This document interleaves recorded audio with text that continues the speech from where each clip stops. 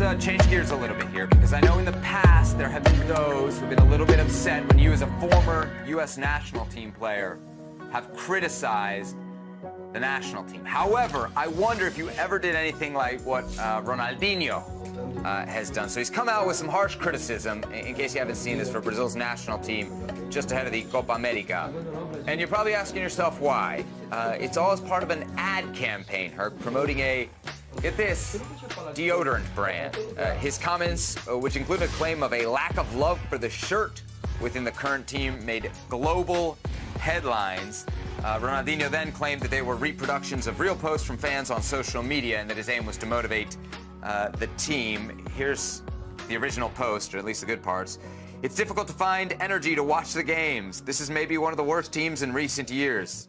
It has no respectable leaders, just average players for the most part.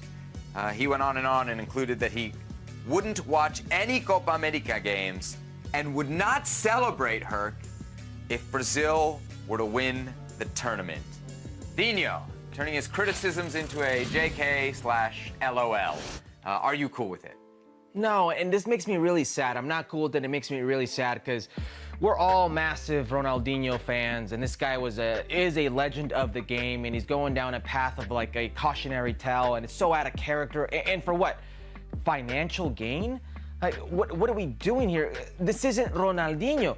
Ronaldinho, I don't know what his finances are like. I don't know what he's doing, but he was just in Los Angeles promoting an arena football game. Now he's doing this for money, speaking ill of the Brazilian national team. And it's one thing if you have an opinion, that's fine. Own it. That's your opinion. But to come out and say, well, I was just trying to get a reaction, backtrack it, and then people find out you were getting paid for it, it's just so off-brand, and it really makes me sad for one of the true legends of this game, a guy that we all grew up idolizing going down this path. I really don't see what he gets out of it besides a financial gain. And I fear, and it's heartbreaking to say, that he's tainting his legacy doing so. You would believe it was part of an ad campaign, Herc, if Brazil was flying and it was out of nowhere. But it's actually believable, the criticisms. Like, you would believe that a person who cared greatly about the Brazilian national team right now, having seen how they played at the end of last year, how they played in some of the build-up games to this, would feel this way.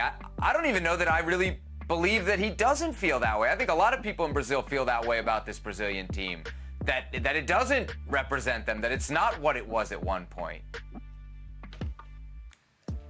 That could be the case, but this is so off-brand for Ronaldinho. And if you know Ronaldinho's situation over the years, he was jailed for passport fraud, and then he's got this situation with his finances, and who knows, his brother who managed him, what kind of road he's leading him down, and now he's doing this for money from a deodorant company to criticize the national team. Like, you could believe it if it was anybody else. I don't believe it coming out of Ronaldinho because that's not who he is. That's not his brand. And for him to come out this way just makes it sad. Now, is there some truth to what the ad campaign is saying? Yeah, there's a little bit of truth here. Listen, this isn't the same Brazil that we grew up watching. This isn't the Ronaldinhos, the R9 Ronaldo, Kaká, Roberto Carlos. This isn't the team that dazzled collectively or individually. This isn't that team. In fact, there's no Neymar Jr. in this tournament.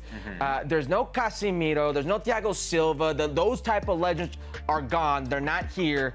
Whether they're aged out or out of form or injured, they're not here. You could say generational change if you want, but the change that we're seeing has stunk for a lot of people. Go back to the World Cup where they went out in quarters versus Croatia. No shame in that Croatian team who's made a final and a semifinal now. But since that game, 13 games have gone. They've only won 5 games. They lost 5 and drew 3. Those wins, if I can tell you about them, Seb, are to teams that are hurting right now. Morocco's not hurting, but that was their second team. Senegal, Uruguay, the wins are against Guinea, Bolivia, Peru, and Mexico. It's not these positive performances. It's not the same type of Brazil that we're used to seeing. Vini Jr., who's a Ballon d'Or candidate, maybe at the club level, at the national team level, he's certainly unproven. He's played 30 games. He's got 3 goals. It's not one of the best type of wingers in the world scenarios that we've been seeing at the club level. You've got some generational talents on paper who are coming up who could be something but are relatively young and unproven right now, like an Endrick. And quite frankly, their coach, Dorival Jr., it doesn't quite scream confidence. This is a guy who, in this professional career as a first-team manager, has been 26 different stops, 26 different teams, 5 in the last 4 years, more of a journeyman type of coach than what you were almost being sold right before this was the best coach in the world today, Carlo Ancelotti. So this team has been very underwhelming, and the criticism has been very merited. Quick 10-second answer. Give me the player's perspective. You hear this from a legend. Does it motivate you, as he claims he's wanting to do, or does it knock you down a peg before a big tournament? A little bit of both. I think it angers you as well, and I think you see it in Rafinha's comments where he's like, that's funny. He was asking Vinny Jr. for tickets the other day.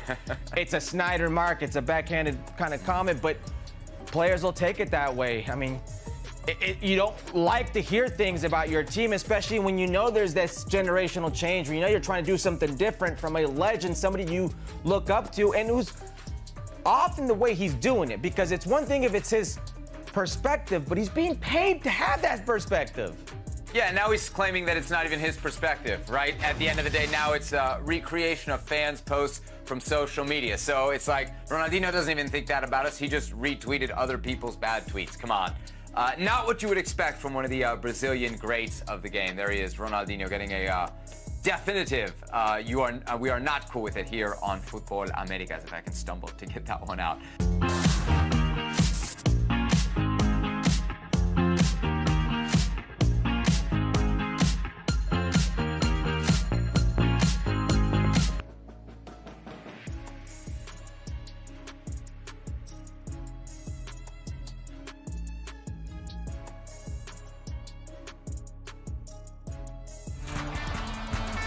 A strange old match, really. Austria 0, France 1. Tournament favourites getting off to a winning start. They weren't great, though, were they, really? I think everyone's going to be obviously talking about the Belgium match and how they limited to losing against Slovakia. But I think here, at the end of the day, we are looking at a side who are playing like a team below Australia, Iran, Morocco in the FIFA rankings, and yes, I looked that up.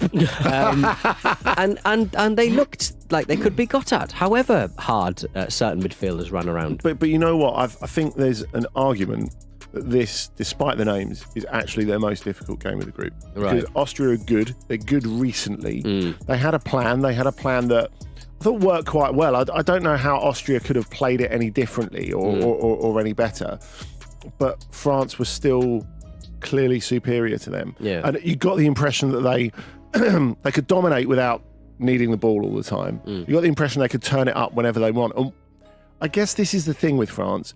The bits where they turn it up, you think, okay, they're a lot better than everyone else in this tournament.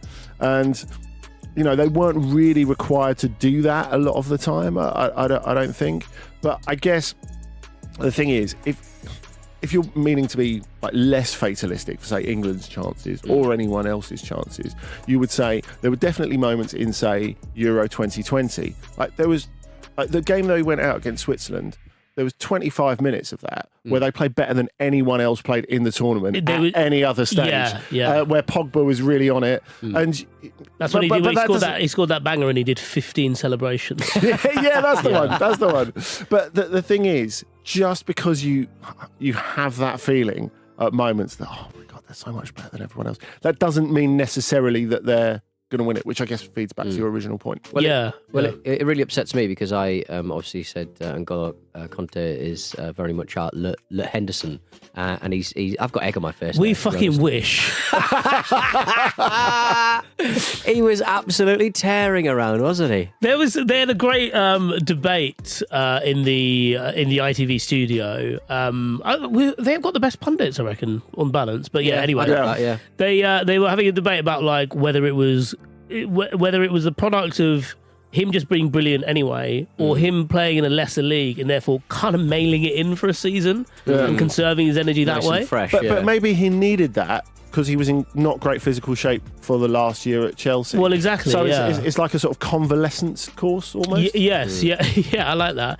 But he was just outstanding, and it was very cool that I think because we've had him in the Premier League for so long, we know he's not just a defensive midfielder, or rather just like a a sitting midfielder. He does drive with the ball. He does that very well. And it was funny in that team, even with Griezmann, to the right of him, he was the one bossing it. Like he was the one, getting their energy going forward and spraying little 1-2s about and being a little nuisance. And then when he catches up, was it Baumgartner who was running through on goal? Yeah, it was. Yeah. When he catches up with him, bear in mind he catches up with him ahead of Theo Hernandez, who's one of the fastest fullbacks in the world. Yeah. It's remarkable. Yeah, It's like he's on a Segway. Yeah. Yeah, yes. Yeah. That's it, yeah. Because he's not going too fast, but he's not going too slow. It's It's like Boys to Men. You want to be in the cycle lane with that, mate.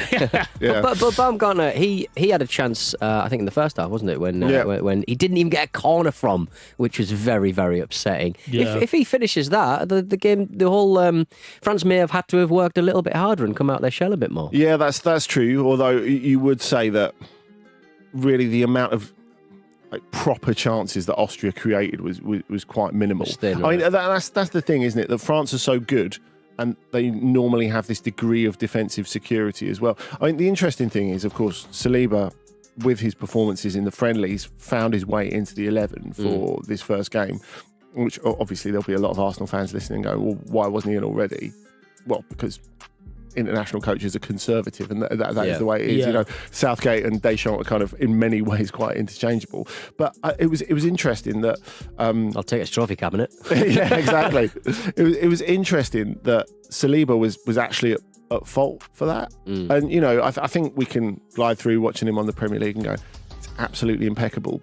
He's not been impeccable for France so far, and I think generally he was decent. And I think they will go forward with Saliba and Upamecano. And Upamecano, despite having a very poor season for Bayern, was actually really good. Yeah. But, that you think the cross originally comes in, and Saliba just takes quite a reckless lunge for it, completely misses it, and there's this massive gap behind him that Baumgartner gets into. And, like you said, that could have been really costly for them. How much of Saliba's form is linked to not playing behind Kante, though? Because this was his first competitive appearance in 2 years, right? Yeah. So you feel like Kante comes in and suddenly everyone just feels a little bit calmer. Yeah, everyone's job is a relaxed, little bit easier. It's funny, though, because if Aurélien Tchouameni hadn't got injured a month ago, Kante would be sitting there looking cool in a tracksuit. Yeah, that's fair. There was a lot of decent looks in this match, to be honest. I think Ranić with his solid kind of blue blazer, white sort of shirt kind of combo. Antoine Griezmann, he looks like Patrick Swayze in Roadhouse. His hair is thick. It looks like he could snap bits off. He looks magnificent at the moment. Every time I see him throughout a season, I keep thinking that I've forgotten how good looking he is. Yeah. Do you know what I mean? It's almost like he's relatively little, isn't he? Yeah, but that adds to it, doesn't he? It does. He's got that lovely golden ratio. Yeah. Like Tom Cruise. Oh, here we go. Because I'm in here with you two, it's a flag for the under 6 foot part. Yes, This is a Short Kings pod only. I don't know what you're doing. Yeah. Trying to get his kids. You're only, The the only reason we invited you is so you can buy us beer.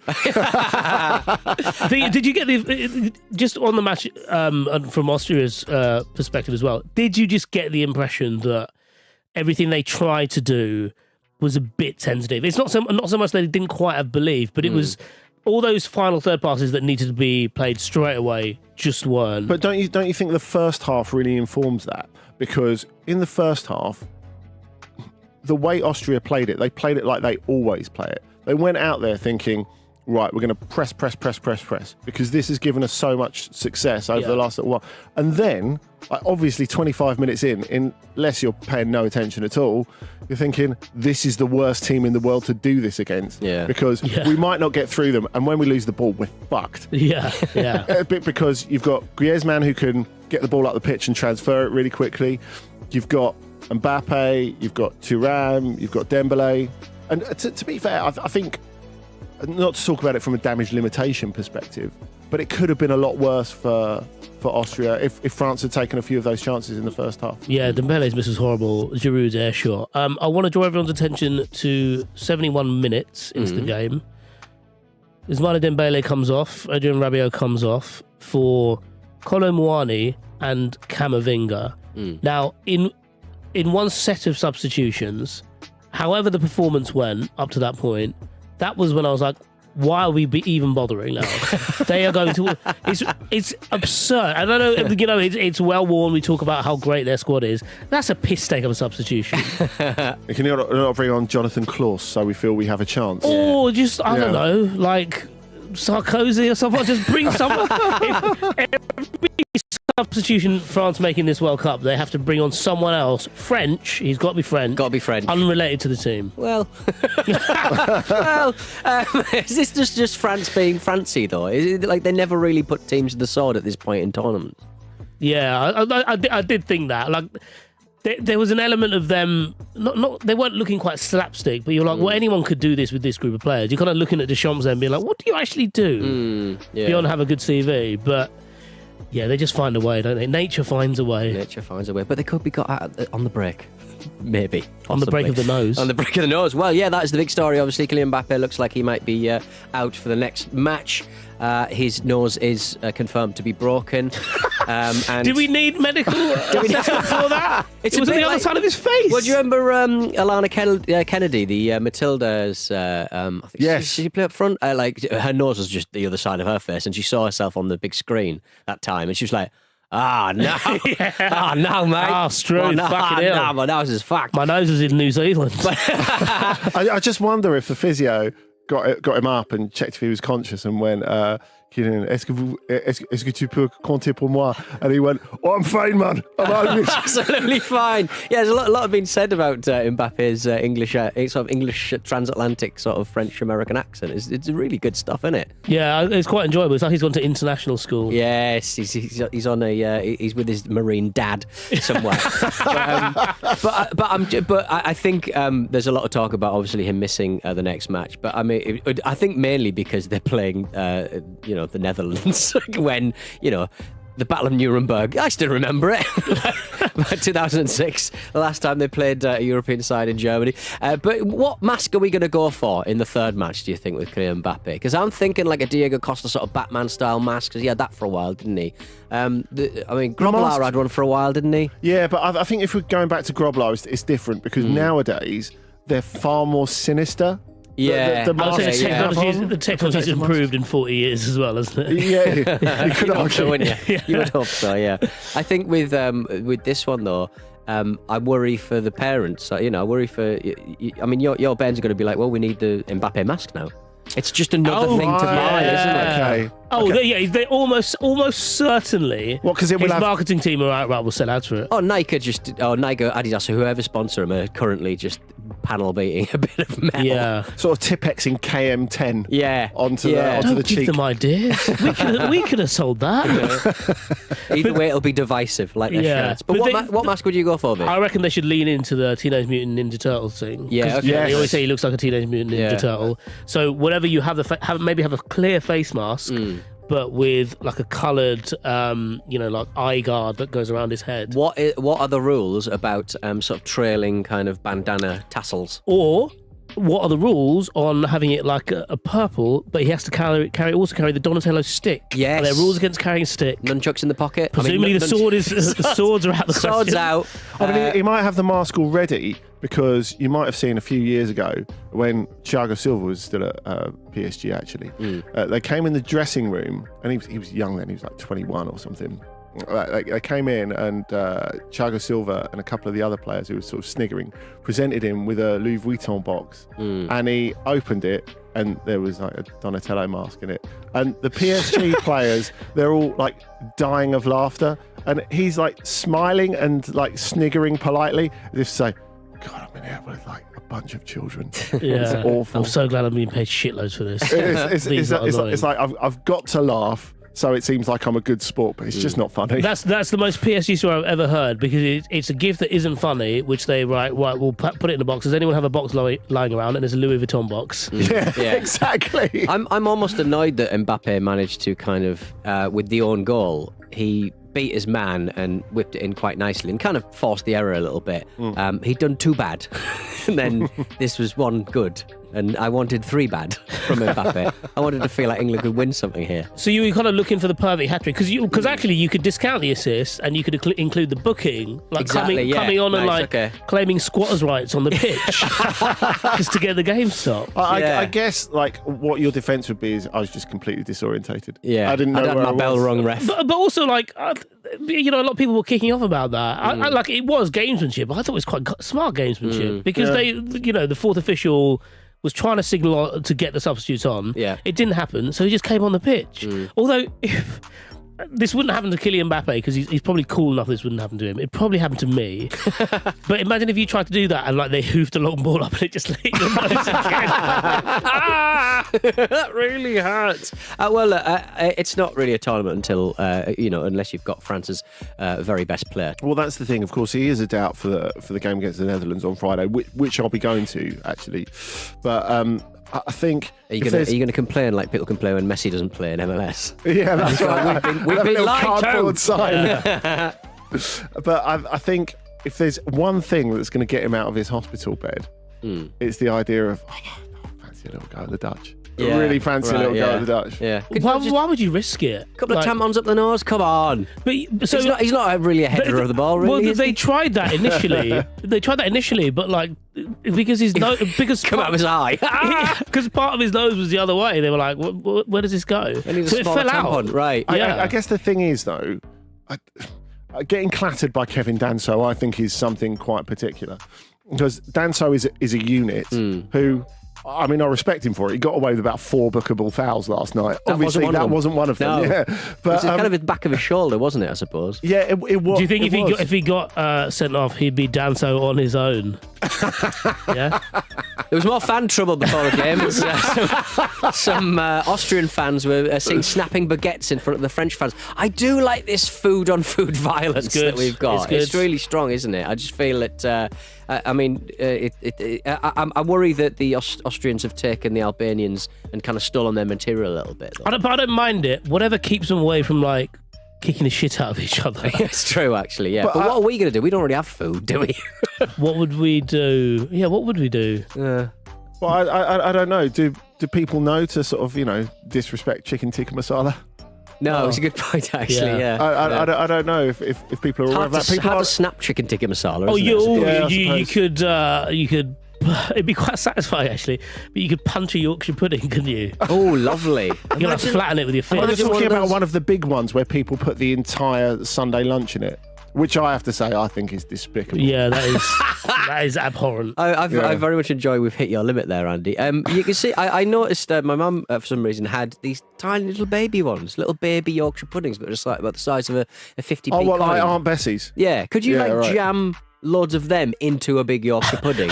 Up Mbappe's nose. And shove it up Mbappe's nose, for crying out loud. Yeah, speaking of England, one fan had I think a heavy night, a difficult night. He woke up on Sunday morning.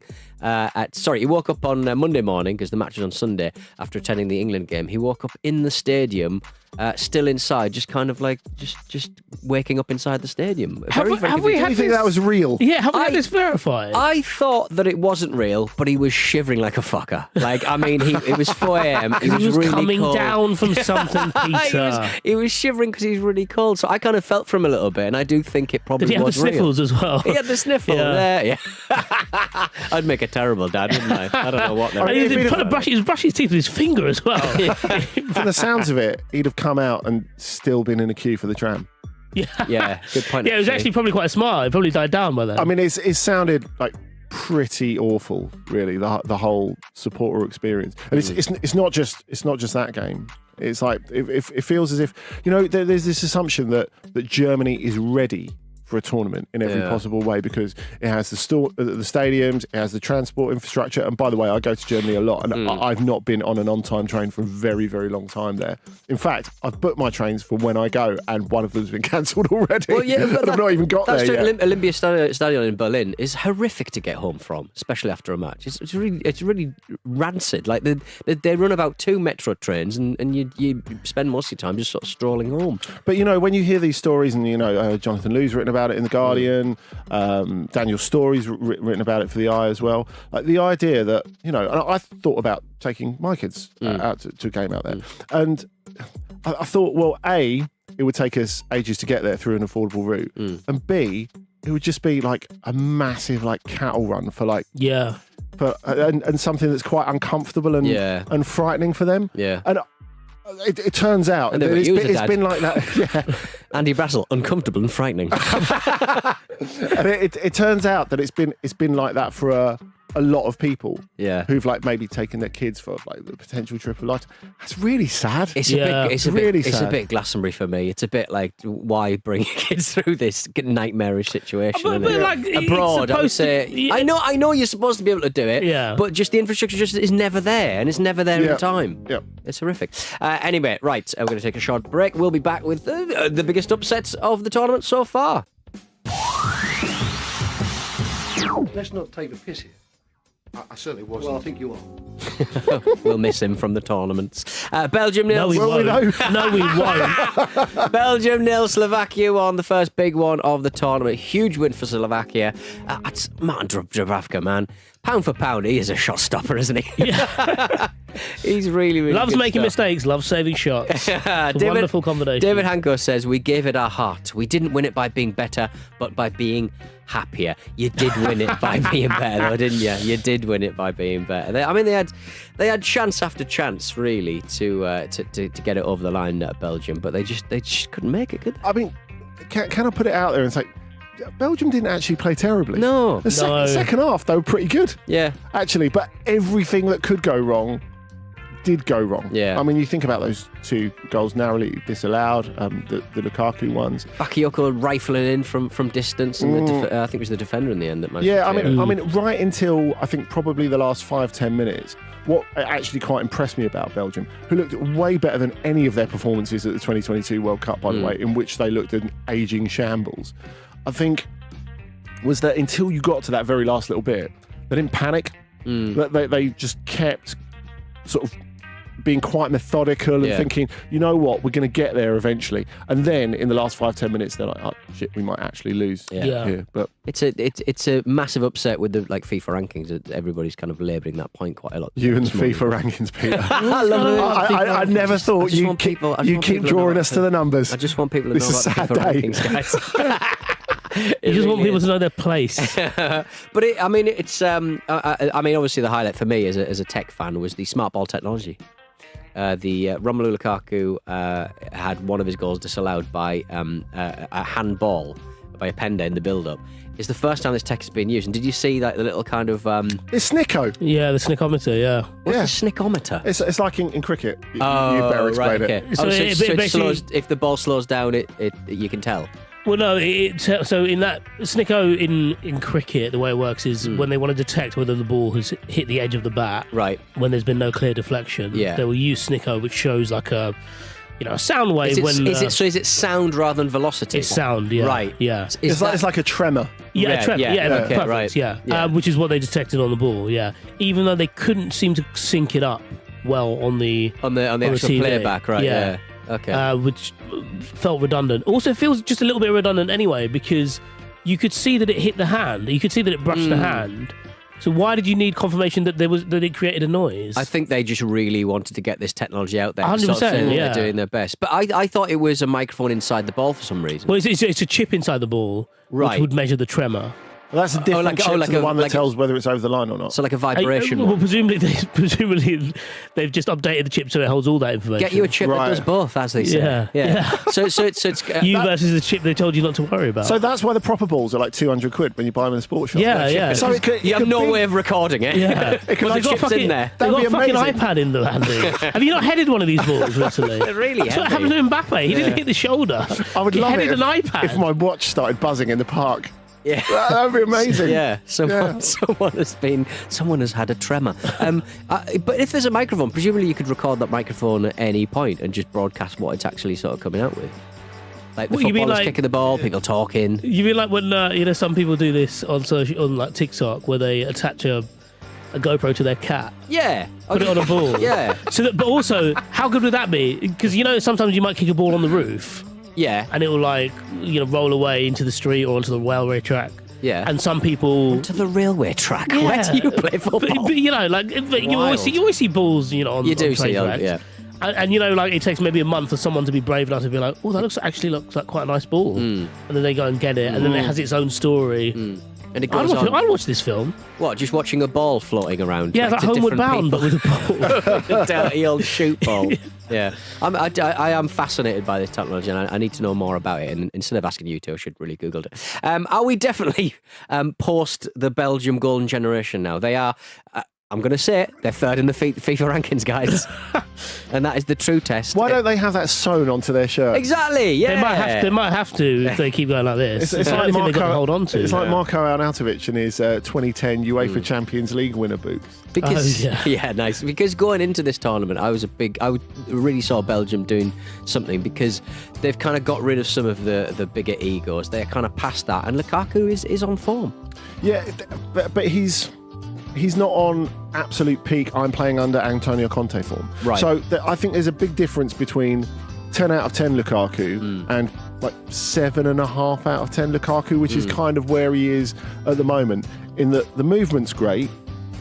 He's pacey. He's strong. He can finish.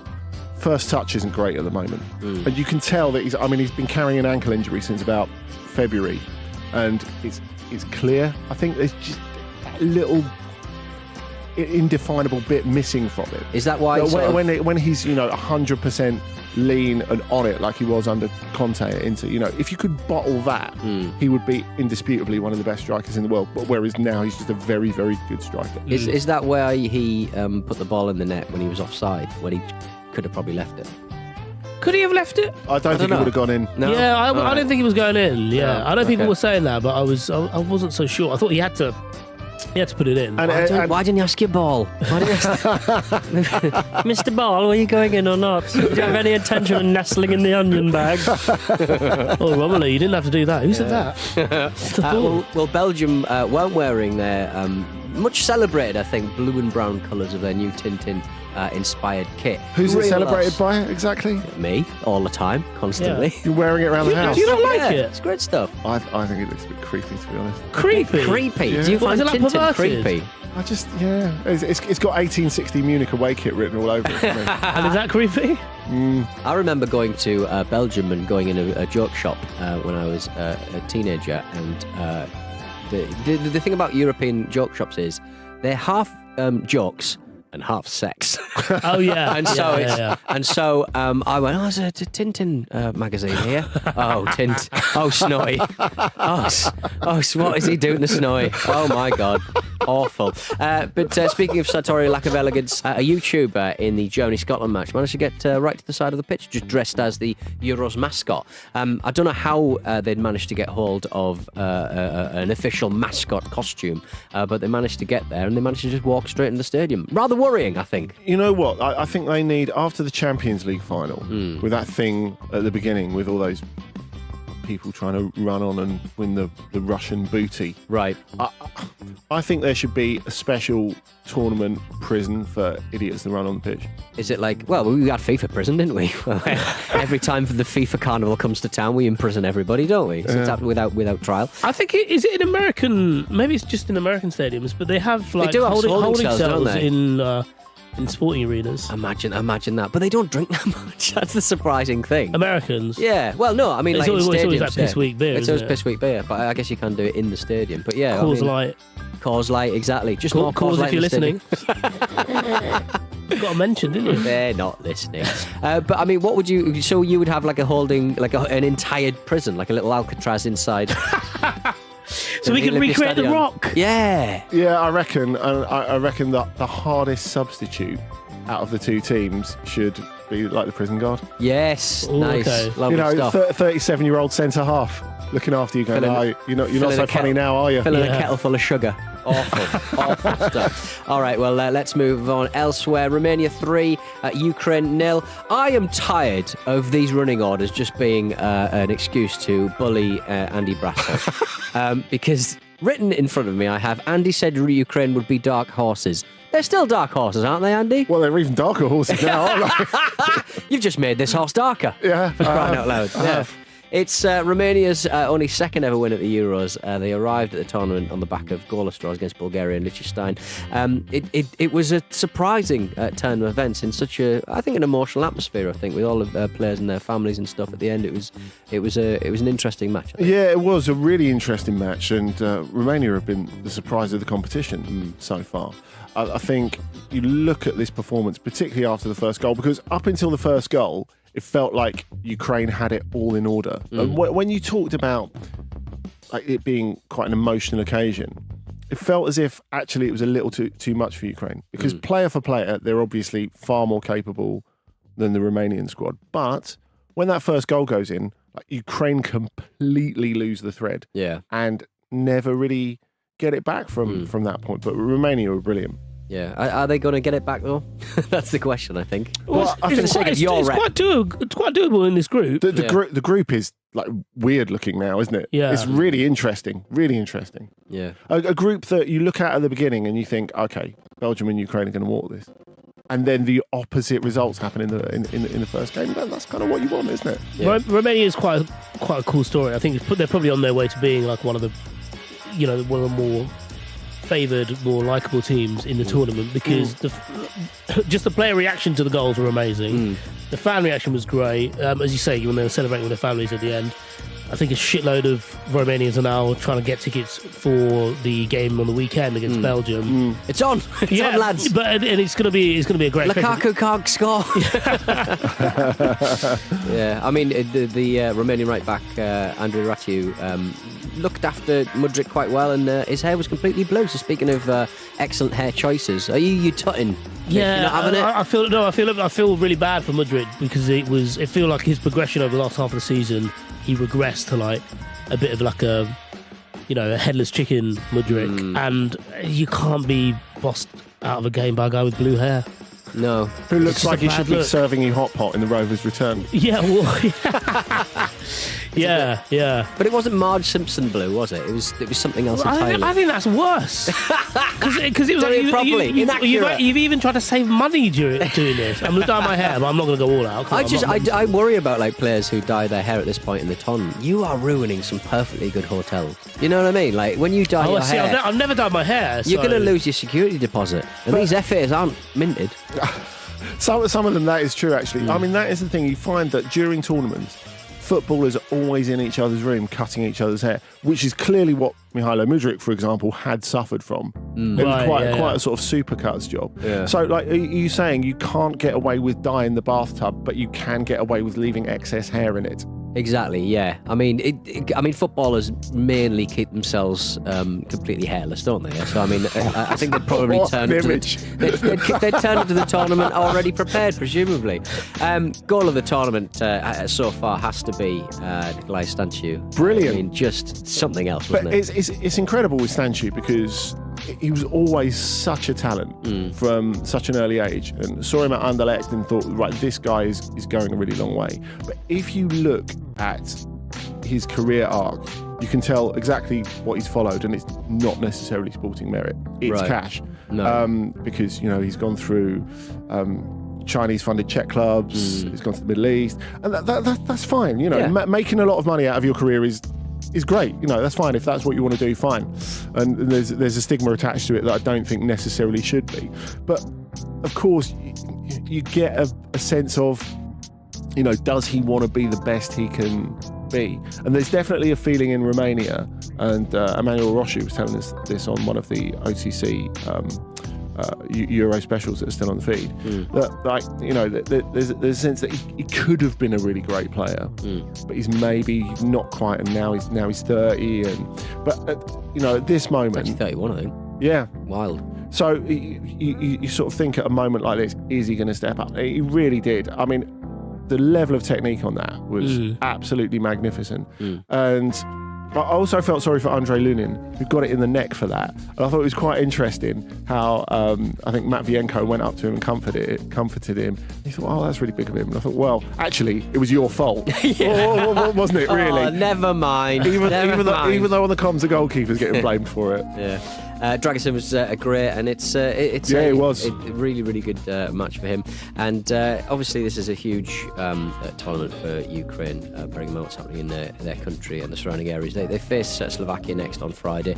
You'd hope they would get through, wouldn't you? Well, it's not doable. No. I think that's the interesting thing about pound for pound, they've got enough to get out, no? Well, we could be in a situation after this next round where all teams in that group are on 3 points. I like it. I very much like all it. to play for. It is indeed. Well, tonight we've got. It's not 2 p.m. game. I don't like this happening so early in the tournament. Well, this is what happens because it's all staggered, isn't it? Because we've got one game on the Friday, so the corresponding game in that group then gets lumped in with the next group. Yeah. And but basically, I've had to take an intercity train journey to fill the time. Right. Okay. Today. I just don't know what to do with myself, Peter. Much like you. From which city are you going to?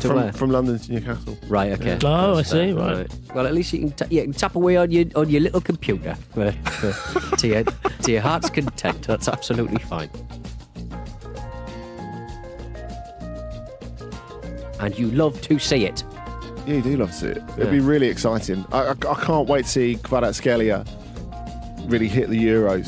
And you think if he's going to make the most of a team, I mean, it might well be Turkey, mightn't it? I know he's only 23, Kvaratskhelia, but it is quite cool that he's getting a taste of European football, sort of international tournament football this early. And I appreciate it's because it's expanded as well. But there's so many brilliant players across Europe who, just because of the country they played for, weren't able to get this platform. And I appreciate he's obviously played Champions League and whatever, but very excited to see him. Oh, you're right. I mean, the level of stardom he has back home is considerable. But I think it's quite interesting as well that this summer Napoli would really like to sell Osimhen and keep Kvaratskhelia, but it might turn out to be the other way around. And it's interesting.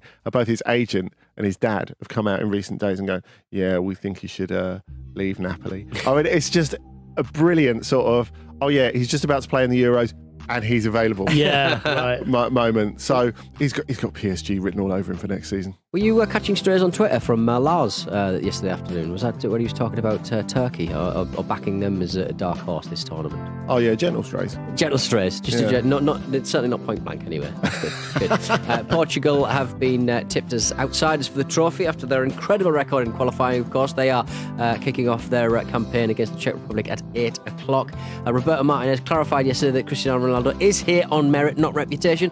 He is, though, isn't he? I mean, you can't really hide his performances in qualifying and up to the tournament. Well, there's and he's rested at the right times, I think. Yeah, like obviously he is. I think we shit on Ronaldo for being a wanker. Yeah, essentially, yeah. But we don't shit on him for his goal scoring record. And it's his numbers in the Saudi League are exceptionally good, and obviously it's not as I was going to say a strenuous a league, but it's not as competitive as the other leagues he could have been playing at this point in his career. But I mean, his numbers are obscene. Yeah. He still has the hunger for it, and probably the most interesting thing really is because of the big names in the squad around him.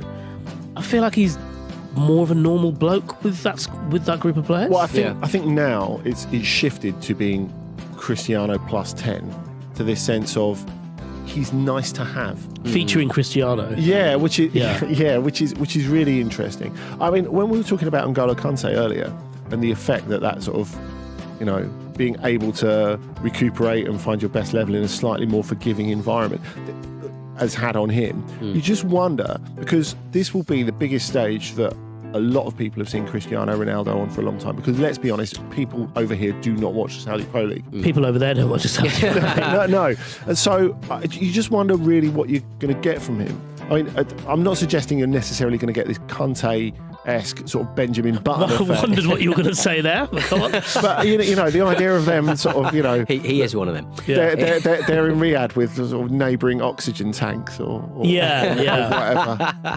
Quite interesting idea. But as someone who knows the Portuguese league, is this what's being talked about in Portugal? Is that how people are? He's a nice to have rather than he's stemming the progress of the national team. It's funny because in Portugal, it's not like everything revolves around him. him anymore. So now it's really Bruno Fernandes' team, and it's a bit more egalitarian. Whereas obviously everywhere Portugal go, it's still like Beatlemania, and the reaction to him is mad. But whereas in the squad, I mean, I wrote it in the Guardian earlier this week, it's like they used to sit down. Every player who did the daily press conference would sit down. Like the second question at best would be about Ronaldo, and they'd come out and go, "He's the best in the world," as if they were being prodded to say it. It was like they were in a cult. Yeah. It was a sort of mantra. Whereas now they don't feel the need to say that. If they talk about him, they go, "Oh, well, he's had an amazing career. It's great to have him here."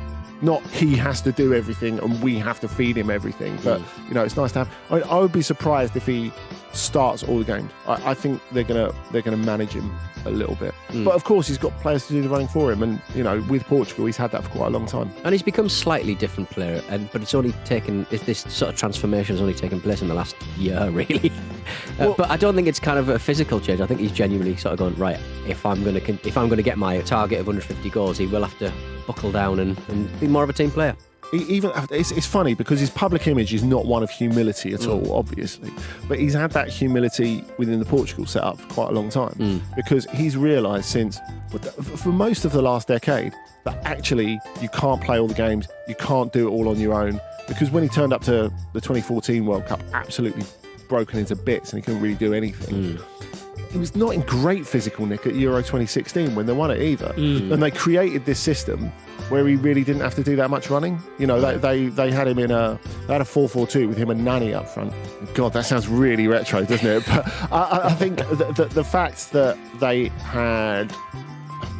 created this system where they had a striker next to him who wasn't a striker, but essentially someone who could run about a lot for him and be his movement almost. I mean, that gave Portugal a different way of doing things, even if that was not the apex of the Portuguese football experience. I mean, they've got a much better squad and a much better functioning team now than they did then. I think that's pretty clear. Of course, that's also a reminder that the best team doesn't always win the tournament, which is what makes it so exciting. Cheers for watching another fantastic clip from the Football Ramble podcast. Make sure you click like on this video and subscribe to the channel, which means you will not miss a single upload.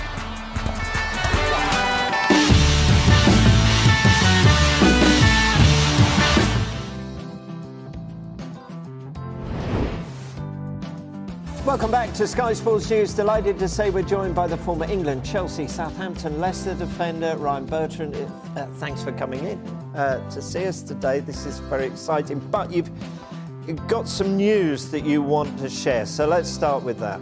Yeah, just to kind of clarify officially that I'll be retiring from football. And it's been a little while, but I get asked a lot of questions. When are you coming back, or what are you doing? So just to make that official that I'm retiring and very much looking forward to the next steps. And great memories there for you. It was absolutely amazing. I mean, from dreams from a young boy to wanting to be a footballer to go on to achieve what I managed to achieve was, unbelievable, and I'm forever grateful when I look back. Yeah, you're only 34, and trust me, when you get to my age, that's still very young. Not in my case. So why now? I've always been ahead of the curve. I really appreciated my time in the game, and I've been super excited about the business of sports. So I felt like staying ahead of the curve, I had things in position to transition quite easily, and I very much look forward to that. And when the time came, I was thinking, what do I do? And I decided to just start the next journey. Yeah, because transition is an important word, isn't it? Rather than retire, because the retirement gives you the idea, oh, that's it, I'm 34 and it's all done. It's you're transitioning into a whole new part of your life now, aren't you? Yeah, indeed. I think retiring it's a hard stop, right? We're very much still young, possibly not inside the game, you're not young, but in the grand scheme of the world, you're very young and just getting started. So, I was fortunate to study the game and understand what I wanted to do next, what my purpose would be, and I'm getting the wheels in motion in that now.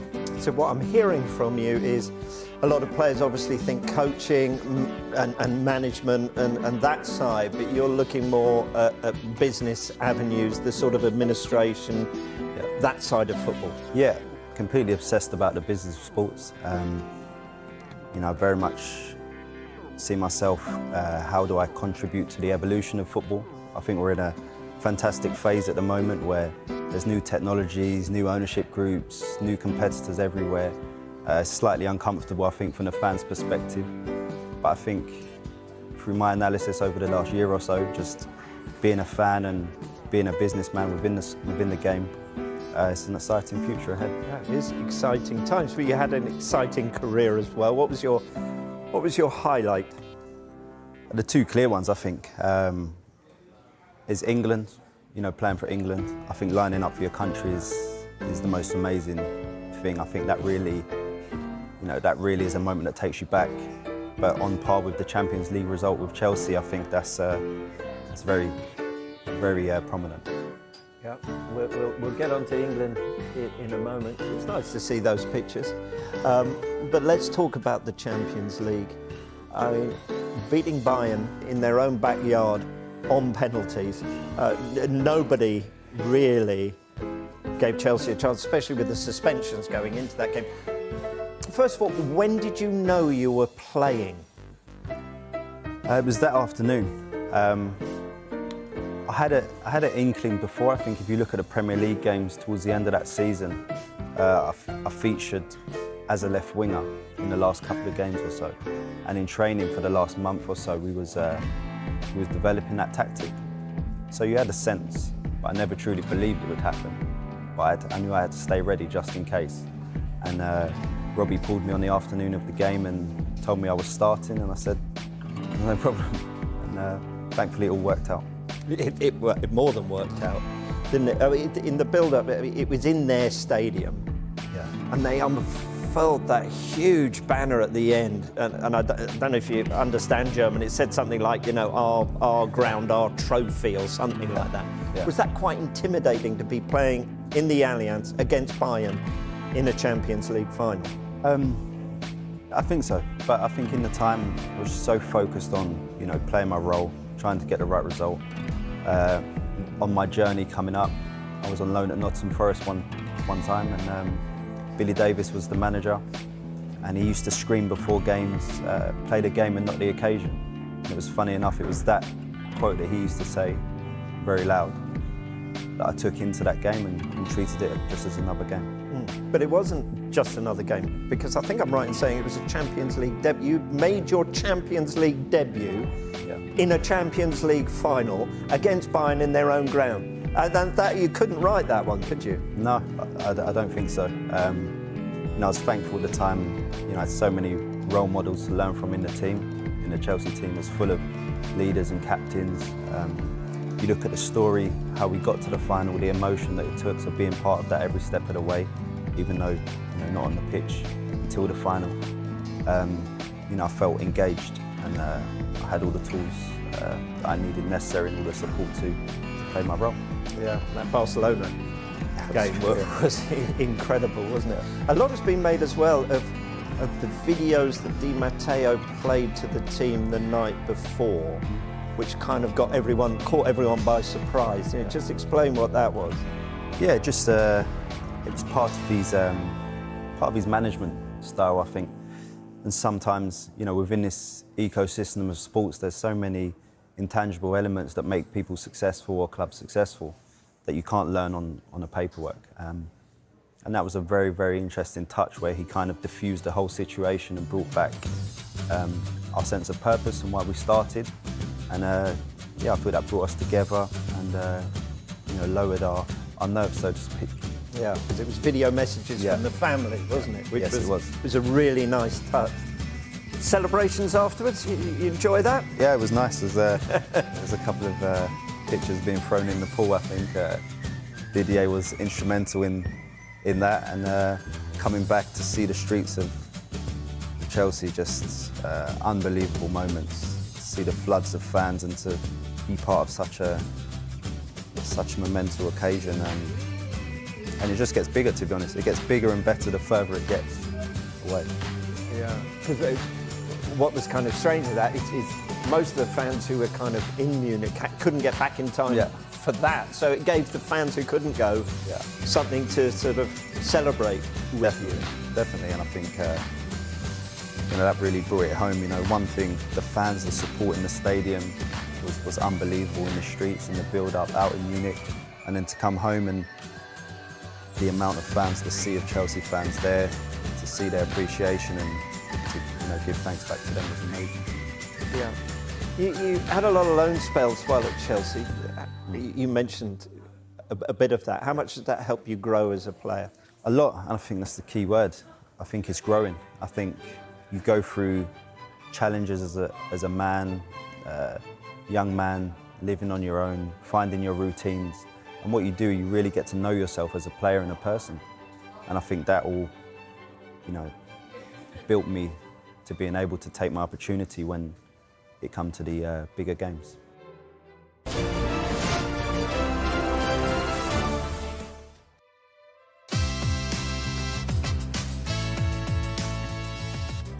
Hello and welcome to The Rest is Football. We're churning out the episodes one by one as we march through the Euros. We've got Micah Richards here, me, Gary Lineker, and Alan Shearer's back with us after his little excursion to Gelsenkirchen. That's almost right. Long, and that's what we want to talk about, Alan, because we had our say yesterday, Micah and myself, on the England Flying game. Without you, by the way, in the charts. I was listening. Yeah, but Alan did say it would have been even better with his opinion. So let's hear it. Tell us about the trip first, because you left us a couple of nights ago, and you got on a train at what time from Berlin? So we finished Italy, Albania, all of us together at 11:15, I think it was, and then me and Andrew Clem. Yeah. We went to the train station, and our train was midnight. And I was told it was a sleeper train, and we were getting in at 6 o'clock in the morning. And it wasn't a sleeper train? Well, I thought a sleeper train was one where you could have a little bed on there and get some kip and what have you. No, this was just seats. This was a sit-up train. Yeah, it was economy. You turned right on the train, did you not left? Anyway, we got on the train at midnight, and we got into Gelsenkirchen at around about 10 to 6 in the morning. Oh my goodness. Didn't you have the choice to go in the morning though, on a train? We had the choice to go in the morning on the train, but I thought if there's any delays... Never You're a stickler for time, aren't you? Can we talk about that as well? I love being so early, annoying. Mike. I love being early. You know that. So I just thought, let's just get it done. We'll go through the night, and then we went straight to a hotel. So I was able to have like 4 or 5 hours sleep when we got there. So, and then we arranged to meet at 1 o'clock to go out for something to eat in the area. In Essen it was, and if I've been polite in saying it wasn't the greatest of areas. No. So we came out of the hotel and isn't Essen food? Yeah, Essen's not food; it's eat. Okay. So you went for something to we tried to go. Eat. We tried to go for something to eat, and it wasn't the greatest of places. And there was so many England fans that were in these places that it was just too busy. So we ended up going back to the hotel. All right, you got hassled a bit. No, I wouldn't. There was no. It was they were great. The England fans, they were totally fine. But it wasn't a great area. And I just said, let's just go back to the hotel. Yeah. So basically, I've lived on Doritos and Oreos for 2 days, honestly. And then we're able to grab a sandwich on the way to the ground. So we got to the ground at around about 3 o'clock. Queued for an hour to get in through the press area that you had to go into. And then headed up to our seats at around about 5, 6 o'clock, something like that. And then sat there and did a bit more preparation, and then went on air with you guys. Yeah, did a two-way. We did a little two-way from thing. Yeah, there's always a tiny bit of a delay on those things, isn't there? It's one of the things that always slightly baffles me in the sense that technology now is so amazing, isn't it? It's incredible. You can speak to someone on the other side of the world with with a little piece of plastic, whatever it is. Yeah. But whenever you do a two-way with anyone, there's always a slight delay. Yes. And no one can ever seem to work that out. Obviously, it has to bounce via a satellite. It's that kind of delay. But What was the atmosphere like in the stadium? Atmosphere was great. England fans were brilliant. They were all in good spirits, behaving well. There was It's a relief. Yeah, it was all good, and it was good to be amongst them. They created a really good atmosphere, and then the game started, and I thought we were brilliant for about 35 minutes or so, weren't we? I don't think anyone else would argue with that, would they? No. They had loads of energy, and they had a bit about them, and I thought, here we go. We're onto something here. We're going to have because I sort of said, Germany have had a great start. Spain were impressive. Holland won. Italy won. Maybe not so impressive, but got the right results. I thought, here we go. We're going to make a right statement here. Got the goal, which was a great goal. Saka on the right-hand side. They didn't have a clue how to deal with him in the first half. He put that great ball in, and Bellingham, what a header. Can I ask you about being in the studio and then going to do co-commentary? Yeah. What is the difference for you? I think you're under far more pressure doing the co-coms than you are in the studio, because it's immediate. You've got time to plan. You've got time to think. I mean, if, for instance, during that first half, when we're a pundit in the studio, you can take your notes and you give them to the analysis guys. And unless something happens like 10 seconds before the whistle goes, then you've got everything that you're going to say, you know. Whereas in the co-coms, there's no hiding place. You've got to call it immediately, you know. You've got to call a decision. You've got to do it straight away. You might have 3 or 4 seconds whilst Guy Mowbray, who's a great commentator, that talks about the goal, and it's going through your head straight away. How did it happen? How do you tell the story? And you've got to tell it immediately. Yeah. So there's definitely more pressure on it. But I think you get a bit of or I do anyway, a bigger buzz. It's really different, but I do get a buzz doing it. Yeah. Shout out to the commentators though, because you've got a few seconds to work out who's scored, who's passed, who's done what, but they have to call it. I mean, the pressure on getting it, especially with live football. I mean, the quality of commentators, it's incredible, Absolutely. Isn't it? Guy Mowbray is brilliant. I work with Steve Bauer a lot as well. He's brilliant.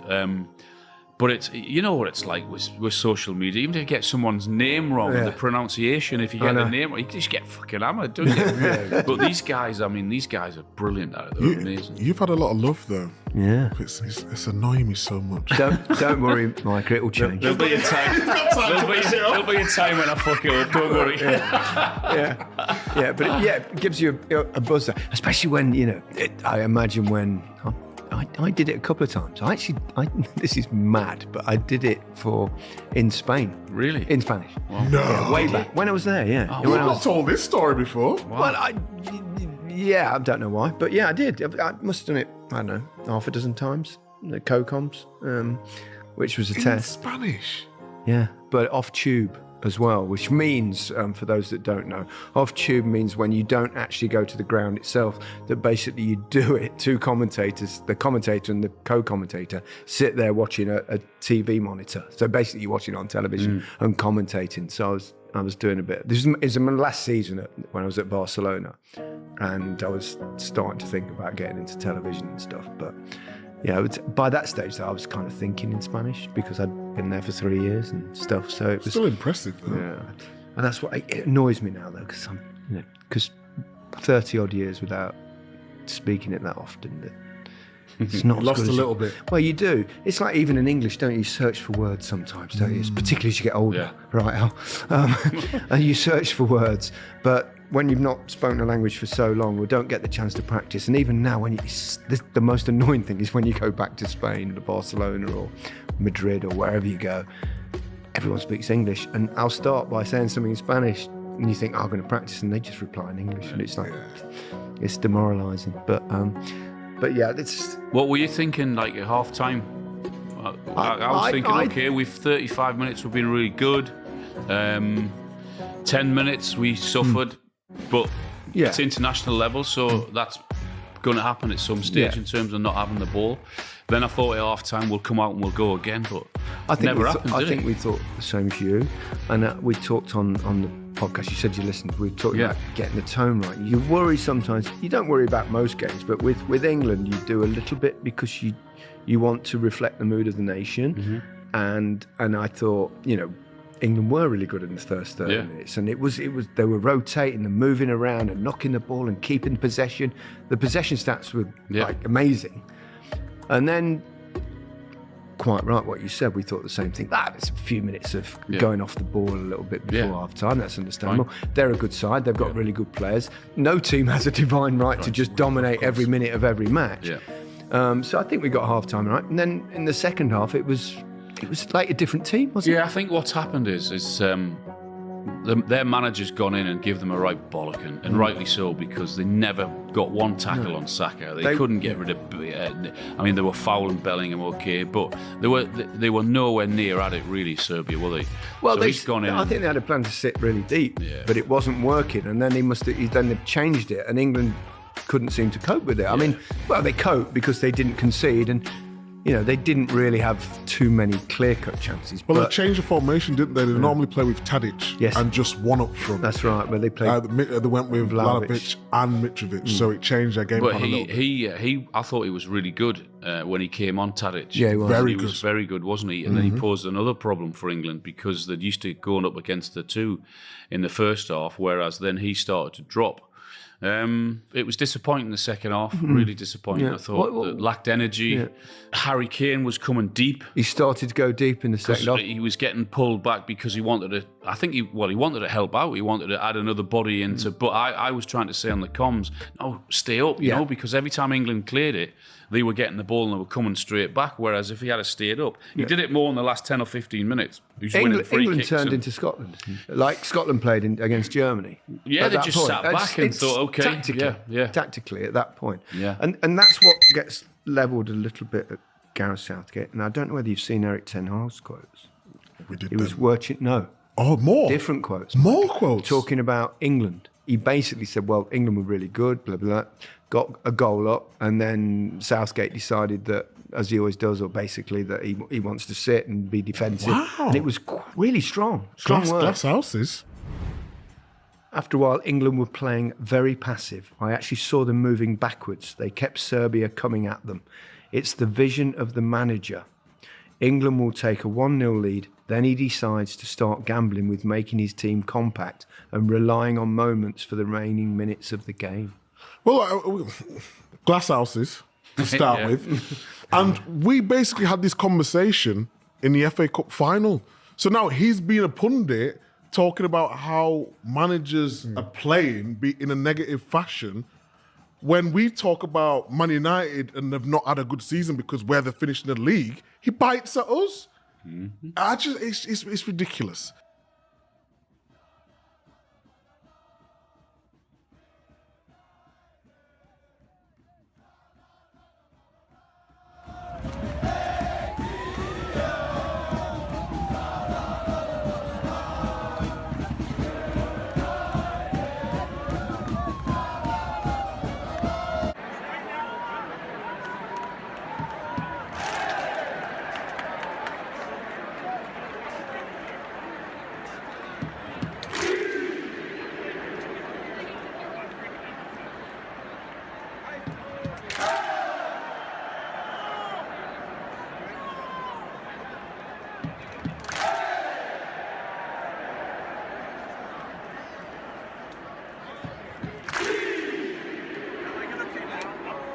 In this first half, referee just has a check at his watch.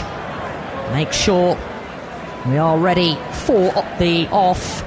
Georgia kicking from left to right in this first half at Signal Iduna Park. Referee blows his whistle and we are underway in this opening Group F encounter. Ball is out to the left-hand side inside the Georgian half with Georgi Koshorashvili. Played back in a first touch now for Goran Kashia, just 36 years of age. Very experienced defender in the Georgian back line. Gets the ball back inside the Georgian 18-yard box. Played out to the right-hand side, helped on by Lasha Devali. Ball is now inside the Turkish half over down the right-hand side. Picked up now by Kalhonaglu, who skips forward and plays it just short with inside the Georgian half. Back to Kalhonaglu on halfway. Inside the Turkish half centrally. Played over now. Turkey have the ball down their left-hand side, inside the Turkish half. Played back into the path of Samet Akaydin. Now over to the right-hand side, and another touch there for Kalhonoglu. Gets the ball back just over halfway down the right-hand side in the Georgian half. But Turkey happy to play keep ball in these opening 1.5 minutes. Turkey come forward now inside the Georgian half down the left. Touch now for Kenan Yildiz. Lays the ball off to Orkun Kokcu, the highly rated Benfica midfielder in the middle of the park for Turkey, who have the ball now down their right-hand side in the Georgian half with Arda Güler. Plays the safe ball into the centre circle. Turkey just a couple of yards over into the Georgian half. Now played back into the centre circle and played centrally and forward towards Barış Alper Yilmaz, and it was an overhit ball which is picked up by the goalkeeper Mamardashvili, who rolls it straight out, and Georgia come forward now down their left-hand side, around 5 yards away from the halfway line. Georgia have it now just over their 18-yard box. Guram Kashir out to the right-hand side, picked up by the talisman for Georgia, Kvaratskhelia. Ball goes out down the right-hand side. Will be a throw-in to Turkey. Picked up now by Kane Ayhan into the Turkey half. Centrally onto Samet Akaydin. Now over to the right-hand side. Turkey play it back into their half, centrally into the centre circle. Brought out from the back by Abdul Bakarci. Turkey have it just over into the Georgian half, down their left-hand side. Orkun Kokcu back into the Turkey half. Now chipped forward centrally by Hakan Kalhonoglu, chested down by the Fenerbahce striker Yilmaz. Turkey still have it around 3 yards short of the Georgian 18-yard box. Centrally onto Kalhonoglu. Ball is chipped in over to the far side, and this time it's out of play. It's an overhit ball by Arda Güler, which drifts out for a Georgian goal kick. But first real bit of tacking intent by Turkey. 3.5 minutes gone on the clock. You are listening to Flash Score. Turkey 0, Georgia 0. Willy Sanyol scratches his forehead and on the edge of his technical area, the Georgian manager, as Georgi Koshirashvili takes the Georgian goal kick. Sends the ball forward, looking to pick out Kvaratskhelia. This time a slip by Turkey's Orkun Kokcu. Georgia have it inside the Turkey half, centrally around 3 yards over halfway. Kvaratskhelia brings it forward on his right foot, sends it out to the left-hand side. Chance for a cross from the left, which is delivered, but it's easily dealt with by Orkun Kokcu, and now Turkey look to counter.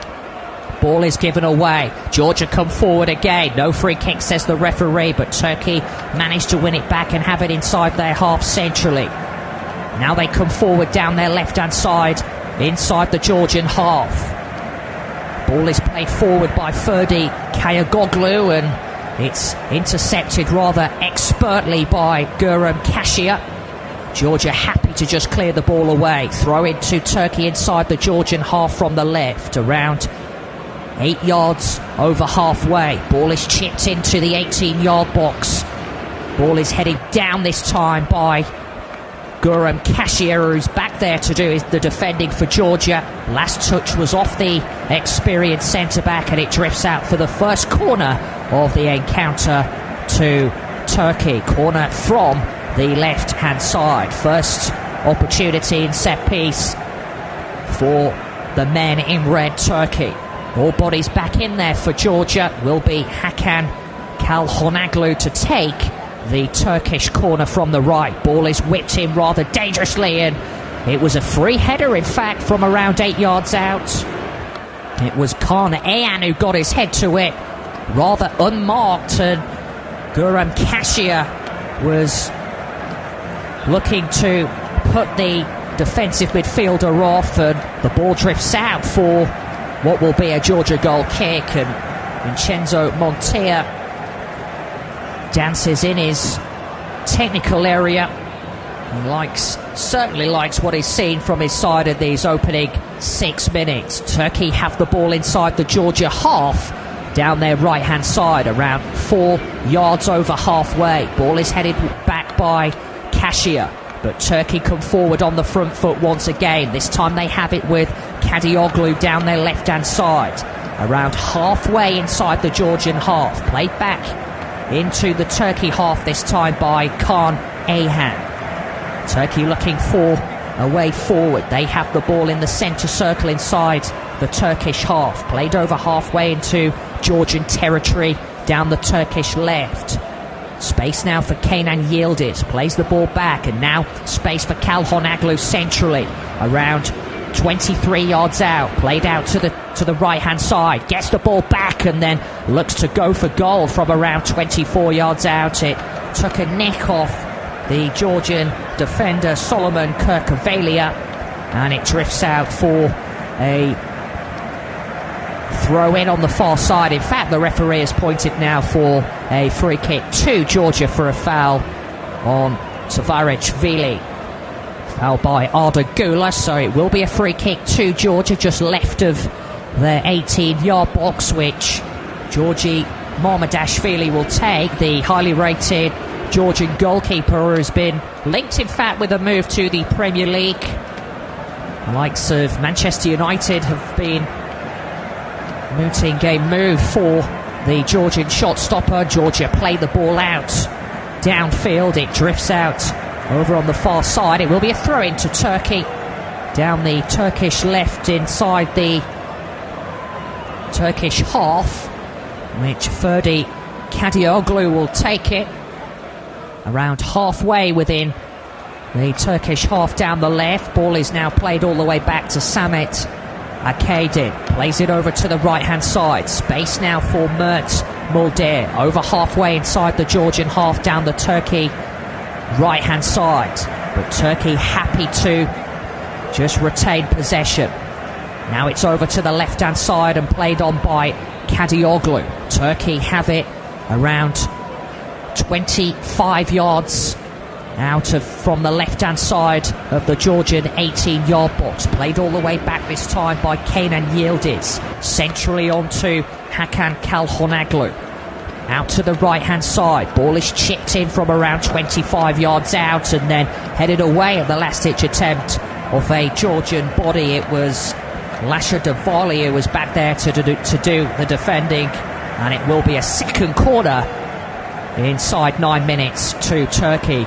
Arda Gula to take it now from the left-hand side, the 19-year-old. Looks up, puts his left boot through it, sends it in, headed down and then watched out of play. It will drift out for a goal kick. The last touch, in fact, was off Abdul Bakati, who got his head to it. A rather tame effort by the Turkish centre-back from around 7 yards out, watched comfortably out of play by Marmadashvili. But if you are just joining us, you are listening to Flash Score, the match between both Turkey and Georgia, Euro 2024, as Turkey come forward just short of the Georgian 18-yard box. Ball is fizzed across and it's rather pinball, breaks out and it's hit the post. It was a great opportunity for Turkey to take the lead. The ball came out on the edge of the area and it was Kaan Ayhan who struck it from 20 yards out.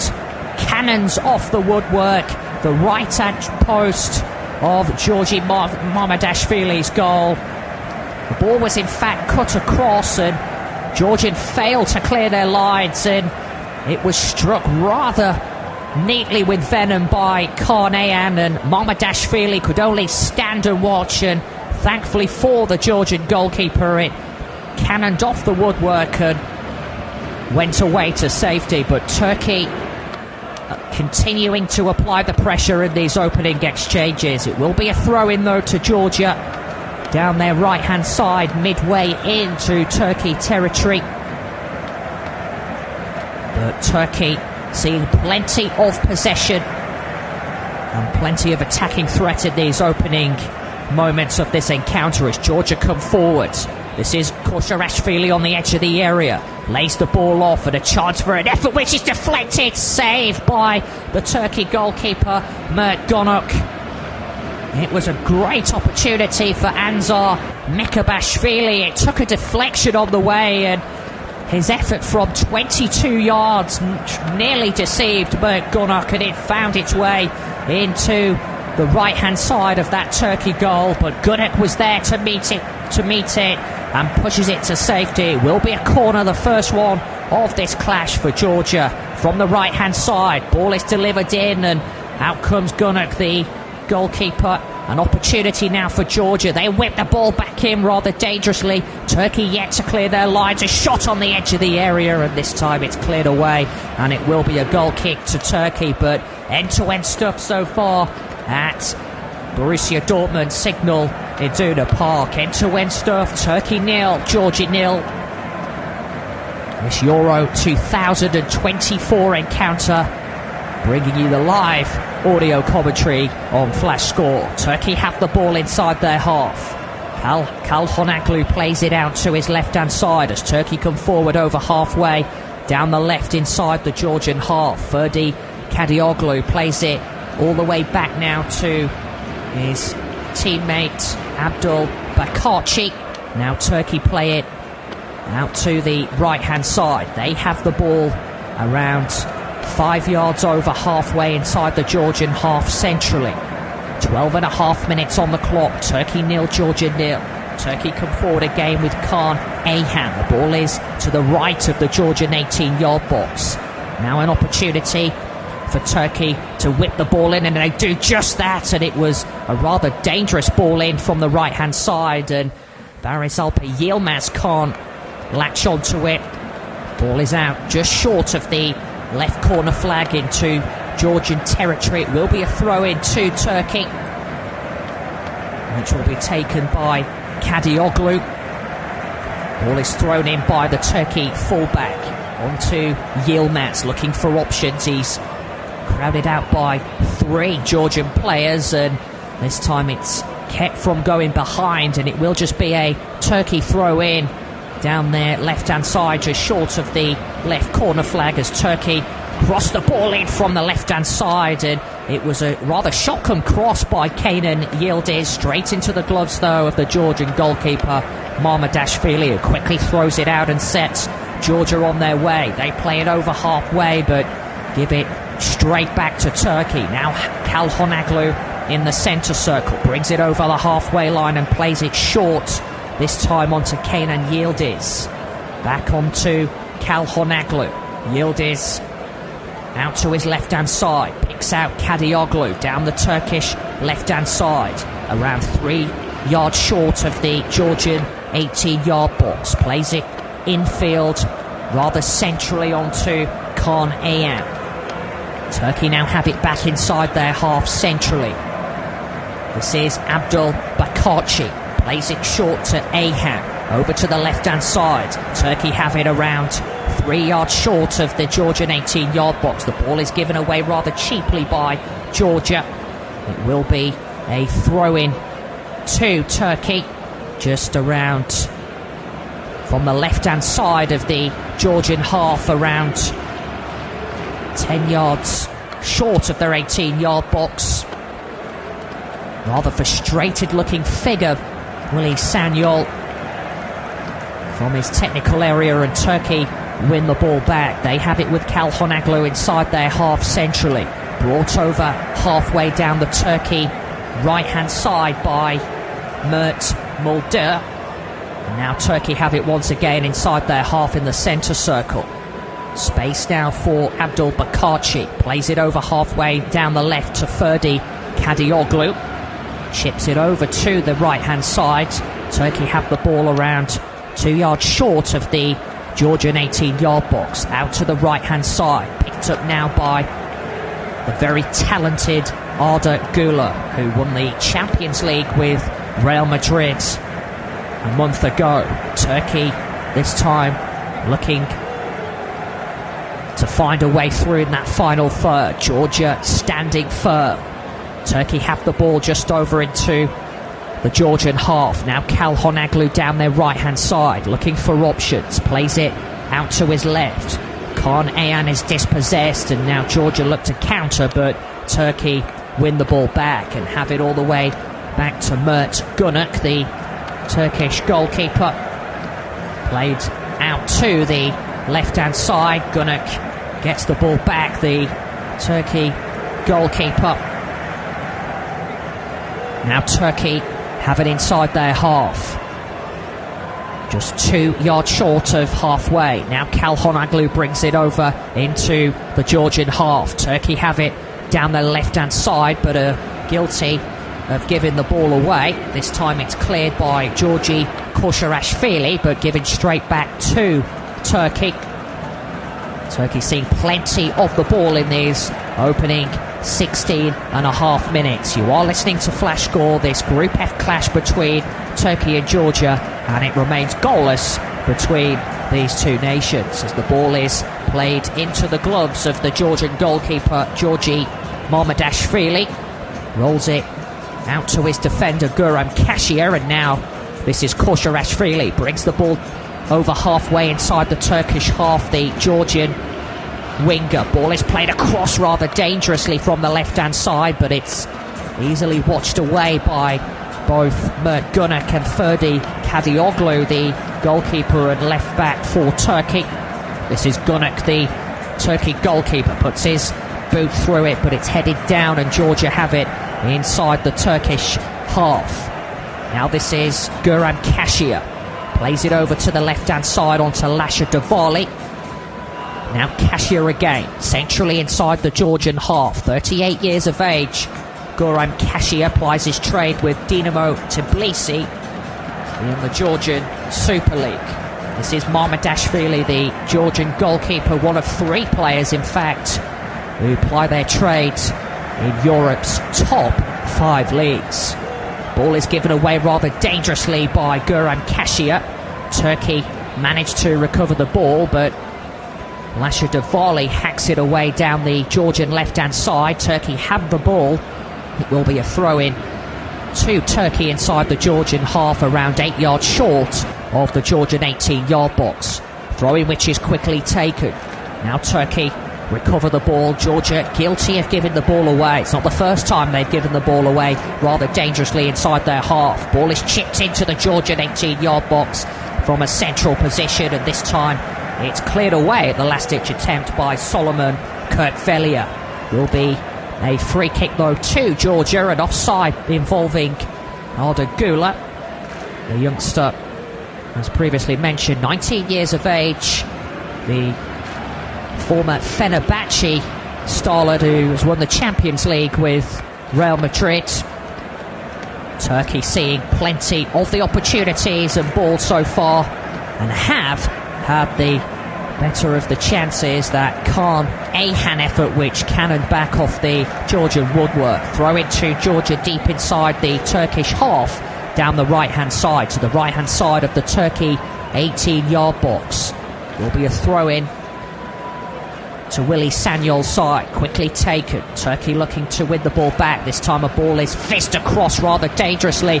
Georgia have the opportunity for a cross from the left-hand side, but a cross which was deflected and lands into the gloves of Mert Gunuk, the Turkey goalkeeper, who's happy to see it in his clutches. 20 minutes gone on the clock. You're listening to Flash Score. Turkey 0, Georgia 0 in this Group F Euro 2024 encounter as Turkey come forward just short of the halfway line. Ball is inside the Georgian half now with Hakan Kalhonoglu centrally. Plays it on to Kaan Ayhan. Turkey looking for options. They still have it inside the Georgian half, around 4 yards over halfway. Now Ferdi Kadioglu down the Turkish left. Ball is played into the path of Kenan Yildiz. Now centrally onto Hakan Kalhonoglu. Out to the left-hand side. Orkan Koçu has it. Turkey look to find a way forward, and a rather tame effort is in there by Hakan Kalhonoglu. The ball broke to the Inter Milan skipper on the edge of the Georgian 18-yard box, and he didn't get the required contact on his preferred right foot, and the ball drifts out to the right of Mamardashvili's right-hand post and out for a Georgian goal kick. 20 minutes gone on the clock. Turkey 0, Georgia 0. Mamardashvili plays the ball downfield, but it's given straight back to Turkey, who can come forward inside the Georgian half. This is Kalhonoglu over halfway. Plays it centrally onto Orkun Koçu of Benfica. Previously plied his trade with Feyenoord, in fact, in the Eredivisie, being recently linked with a move to Arne Slot's Liverpool, who managed him during his time at Feyenoord. Turkey looking to win the ball back on the far-hand side of the field. The referee has awarded a free kick to Turkey. A foul by the Georgi Zvachvili. Turkey have the ball now just over halfway, centrally inside the Georgian half with Kaan Ayhan. Now this is Kalhonoglu looking for options. Plays the ball over to the right-hand side. Turkey again looking to find a way through. All bodies back there for Georgia as Turkey chip the ball forward. Headed up in the air though by Kaan Ayhan. Touch there for Arda Güler. Turkey now have the ball centrally and inside the Georgian half, inside the centre circle. Brought forward by their central defender Abdul Bakashi, who can drift forward on his left foot. Now out to Koçu, around 22 yards out, was looking to go for goal. He would have taken some beating to beat Georgi Mamardashvili, the Georgian goalkeeper, from that range. But Turkey looking to win it back, but Georgia have it inside their half. Now they look to find a way forward with Georgi Shakvitaji. Ball is played over to the left-hand side, and now Georgia counter down there left, deep inside the Turkey half. From the left of the Turkey 18-yard box, Georgi Koşarashvili, the highly rated Napoli winger, is guilty of giving the ball away, and now Turkey look to come forward down their left-hand side with Kadioglu. Referee awards look to award Georgia a free kick, but he's played the advantage instead. Georgia have the ball inside their half now with Guram Kashia. Plays it over to his left-hand side, Lasha Davali. Now Kashia again. Georgia have it just short of halfway. Ball is helped on by Mekvabashvili. Now this is an opportunity for Shakvetsa. Georgia now bring it forward over halfway. Chipped forward by Solomon Kirkvelia, but there's no one there in a white shirt for Georgia. It drifts through to Mert Gunak in the Turkey goal. Both these sides never in fact have met in a major tournament. Turkey though have won 3 of their last 5 friendly matches. Last one which did in fact come back in March 2012. As Turkey have the ball inside the centre circle, just over halfway inside the Georgian half. Space now for Hakan Kalhonoglu. Ball is played over to the left-hand side. Ferdi Kadioglu plays it into the path of Kenan Yildiz from the left of the Georgian 18-yard box. Now space for Mert Mulder. Back to Kaan Ayhan. Now Koçu. Turkey looking dangerous down their left-hand side. Ball is played centrally. Chance for a cross from the left with inside the Georgian 18-yard box. And this time a shot is fired in. And the opening goal is a Turkish goal. A fine strike. A fantastic hit on the edge of the area. On the volley, to the delight of all those Turkish fans around Signal Iduna Park. The ball was played across rather dangerously by Ferdi Kadioglu. No chance for Georgi Mamardashvili inside the Georgian goal. The ball was fedded through and Kadioglu chipped it forward. It was headed away and hit on the volley on the edge of the area. It looks as though it was Kenan Yildiz who struck it with venom. A delightful hit. It was in fact Mulder, the fullback, who struck it with venom. And Turkey have lift-off inside Signal Iduna Park. It's Turkey 1, Georgia 0. Fantastic effort. Vincenzo Montea punches the air in delight. And it's Turkey who have the first goal in this Group F encounter. Now Mamardashvili plays the ball over the top, and Georgia looking to respond right from the off. Turkey come forward again. Ball is fed through. Could they find a second in quick succession? Ball is fizzed across, and this time it's fired home from close range. Turkey double their advantage. Kenan Yildiz this time is the player who's got it. A tap in from 4 yards out. The ball was fed through from the right-hand side on the edge of the Georgian 18-yard box, and Kenan Yildiz was there. Right place, right time to steer it home. A fabulous pick out. It remains to be seen whether it will be offside. The VAR will no doubt check it, but Yildiz immediately turned away in celebration, and Turkey but think they've doubled their advantage. It looks as though Kenan Yildiz could be in an offside position as the ball was played. The goal, of course, will be checked by the VAR. There will be a pause in play, but Vincenzo Montea certainly didn't care, the Turkish manager. He turned away and punched the air in delight, and it remains to be seen whether Yildiz has doubled Turkey's advantage, but that is not the case, because the goal has been chalked off for an offside, so it still remains Turkey 1, Georgia 0. But it's a let-off for Georgia and Willy Sanyol. The ball is played all the way back into the path of Mamardashvili, and he plays it out to the left-hand side of the left of the Georgian 18-yard box. A free kick is awarded to Georgia, a foul by Hakan Kalhonoglu on Guram Kasia, but Georgia living rather dangerously, it's fair to say, at the back there. Turkey have certainly laid down the foundations, delivered a rather statement of intent. Willy Sanyol donning the white t-shirt and black jacket on the edge of his technical area, delivers a word or two from Solomon Kirkvelia as one of his defenders.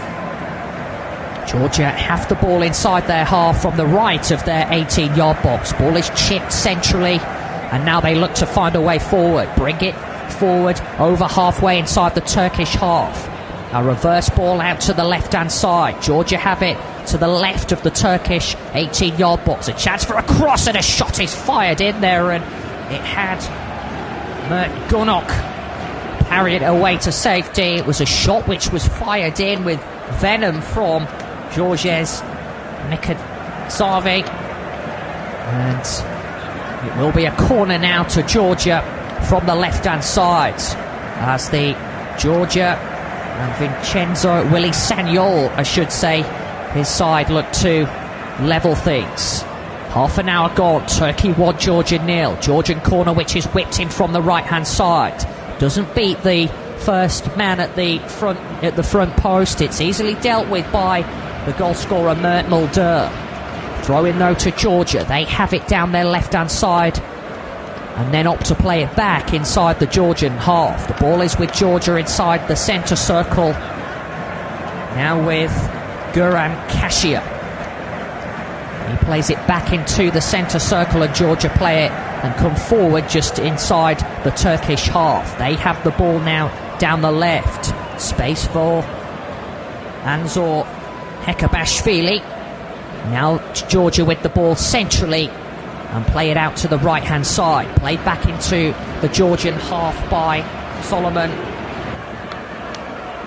Kvurtvelia as the Georgians come forward once again. Half an hour on the clock. Turkey 1, Georgia 0. as Georgia come forward deep into Turkey territory. Ball is headed away though by the Turkish defence. Georgia picked the ball up though down the left-hand side, and now they come forward centrally. Ball is with Georgia around 35 yards out centrally, out to the right-hand side. Solomon Kirkvellia plays it back into the centre circle. Georgia have it just over halfway inside the Turkey half. Play it onto Kvaratskhelia down the left-hand side. Cuts inside on his right foot.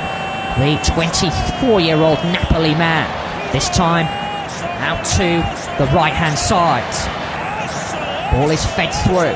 Georgia looking to find that all-important equaliser. Kirkvellia down the right-hand side. On the edge of the area now. Ball is offloaded. A chance for a cross perhaps. Defending to do for Turkey. Ball is fist across. It's in. Georgia level things. That goal certainly come out the blue. Georgia's Mikatadze, the player who's caught Mert Gonel off guard. No chance for the Turkey goalkeeper. And Georgia level things at Signal Iduna Park, to the delight of all those travelling fans from Georgia. The ball was played in from the right of the Turkish 18-yard box, and it was fired home from 5 yards out by Georgia's Mikatsa, who was there close range to deceive Mert Gonok off guard. And it's into the back of the Turkish net, and it's now 1-1 between Turkey and Georgia. It's game on now in Germany between these two teams. Turkey won, Georgia won. And it's now game on between these two teams. What an electrifying start we've had in this opening half an hour. Kenan Yildiz puts his hands on his head, the Turkish midfielder, and we have now resumed play, and Turkey have the ball deep inside the Georgian half. All bodies back though for Georgia. The ball is with Kenan Ayan for Turkey. Ball is out to the left-hand side onto Ferdi Kadioglu. Can Turkey respond? They have the ball centrally, around 35 yards out from goal, inside the Georgian half. This is Kakan Kalhonaglu, sends it forward. Turkey give the ball away, and this time there is a Turkish man down, but he's back to his feet. But Georgia look to come forward. The Georgian tails are up after that goal. Ball is with Georgia inside their half, just short of the halfway line down the left-hand side. Ball is picked up with Mekabashvili.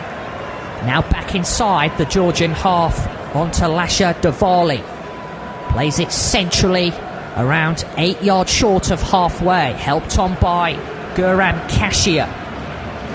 Now Georgia have the ball once again, play it over halfway inside the Turkish half, and this time the first yellow card of the encounter will be shown to Turkey and to Kenan Yildiz for a tug back, in fact, on Mekabashvili. It will be a free kick to Georgia in a rather central position just over halfway inside the Turkish half. You are listening to Flash Score. Turkey 1, Georgia 1, as the Georgians come forward down their right-hand side. Ball is played into the 18-yard box. Great opportunity, and it's just wide. It was a great opportunity for Georgia. It was the goal scorer, Georgia's Mikatsa, who was there once again. The ball was played centrally and chipped into the Turkey 18-yard box, and he caught it on the volley, Georgia's Mikatsa. And he had the goal gaping, and he flashes the ball wide. What an opportunity it is for Georgia to take the lead. But now it's Turkey's turn to live dangerously at the back. Turkey have the ball now and bring it over halfway inside the Georgian half. End-to-end stuff at Signal Iduna Park. Turkey have it now with Bakatsi. Now on to Kadioglu. Kadioglu just over halfway inside the Georgian half. Now Bardaksi Turkey have it in the centre circle within the Georgian half. Happy to retain possession. 10 minutes to go before half-time. Turkey 1, Georgia 1. As Georgia win the ball back, this is Kvaratskhelia looking for options. Plays it back inside the Georgian half, and this time it's centrally just outside the 18-yard box with Guram Kashir, who helps it on out to the right-hand side. Picked up now by Georgi Zavachvili. Georgia come forward over halfway inside the Turkish half. Now centrally with Zavachvili on the edge of the area. An opportunity for Kvaratskhelia. Lays the ball off, and now Turkey look to come forward, and a shot was fired in there rather ferociously by Zavachvili, but Georgia come again and now looking to test that Turkish defence. Georgia have the ball inside the Turkey half down their left-hand side. Picked up by Koshorashvili. Out to the left-hand side now onto Ekabashvili. 5-man defence for Turkey. Koshorashvili plays it back, but Georgia have it 2 yards short of the Turkish 18-yard box, but it's a rather wasteful ball which is watched out of play by Turkey, and the ball is got out for what will be a Turkish goal kick. But it certainly has been a rather entertaining encounter, both going gung-ho in these opening 37 minutes. Turkey failed to make it out of the group stages, in fact, at Euro 2020. They lost to Italy, Wales and Switzerland back then, and they'll be hoping to get themselves out of the group stages come this tournament. Now, the ball is with Georgia inside their 18-yard box. Played out to the left-hand side, and a nice turn by Georgi Zavachvili. Ball is given away rather cheaply, and Georgia happy to just clear it away into the Turkish half. Both Georgia's Georgi Koshorashvili and Abdul Bakachi battling for it. Bakachi's got the better of him. The ball is with Turkey inside the Georgian half, inside the centre circle. Now this is Hakan Kalhonoglu, plays it forward. Turkey have the ball on the edge of the Georgian 18-yard box. It takes a ricochet and runs through to goalkeeper Marmadashvili. But the referee has spotted a late challenge there. It will be a free kick to Turkey. A foul, in fact, by Georgi Koshorashvili on Turkey's Orkun Kokcu. So it's the free kick in a rather inviting position, this, for Turkey. Ball is placed down. It's around 24 yards out. Both Hakan Kalhonoglu standing over it, the Turkey skipper. There will be a two-man Georgian wall. He's just having a word or two with youngster Arda Güler as both exchange a few words or two. It looks as though it could well be Hakan Kalhonoglu. Kalhonoglu chips the ball in from that central position, and ball is half clear. Georgia now managed to get the ball away, but in doing so they give it straight back to Turkey, who have it in the centre circle just over halfway inside the Georgian half. Turkey now have it down the left-hand side with Mert Mulder. Centrally now onto Kaan Ayhan. All bodies back there for Georgia as they look to weather this Turkish storm. Referee has awarded a free kick though to Turkey down their left-hand side. Another foul on Orkun Kokcu, this time by the Georgian Georgi Zavachvili. Just 5 minutes to go before half-time. You are listening to Flash Score, and it's one apiece between both Turkey and Georgia on what has been a rather wet night at Signal Iduna Park. Raucous atmosphere though in this Group F opener between these two teams, as the free kick is delivered from the left by Hakan Kalhonoglu, easily headed away though by the Georgian defence. Marmadashvili thought about coming to claim it, the Georgian goalkeeper, but went retreat back to his goal, and this time a shot is fired in from around 45 yards, rather strangely, it's fair to say, by the Turkish forward Kenan Yildiz. But the Georgian supporters will be delighted with what they've seen from their side in this first half. Just 4 minutes to go of normal time, plus whatever is added on in this Group F opener between both Turkey and Georgia.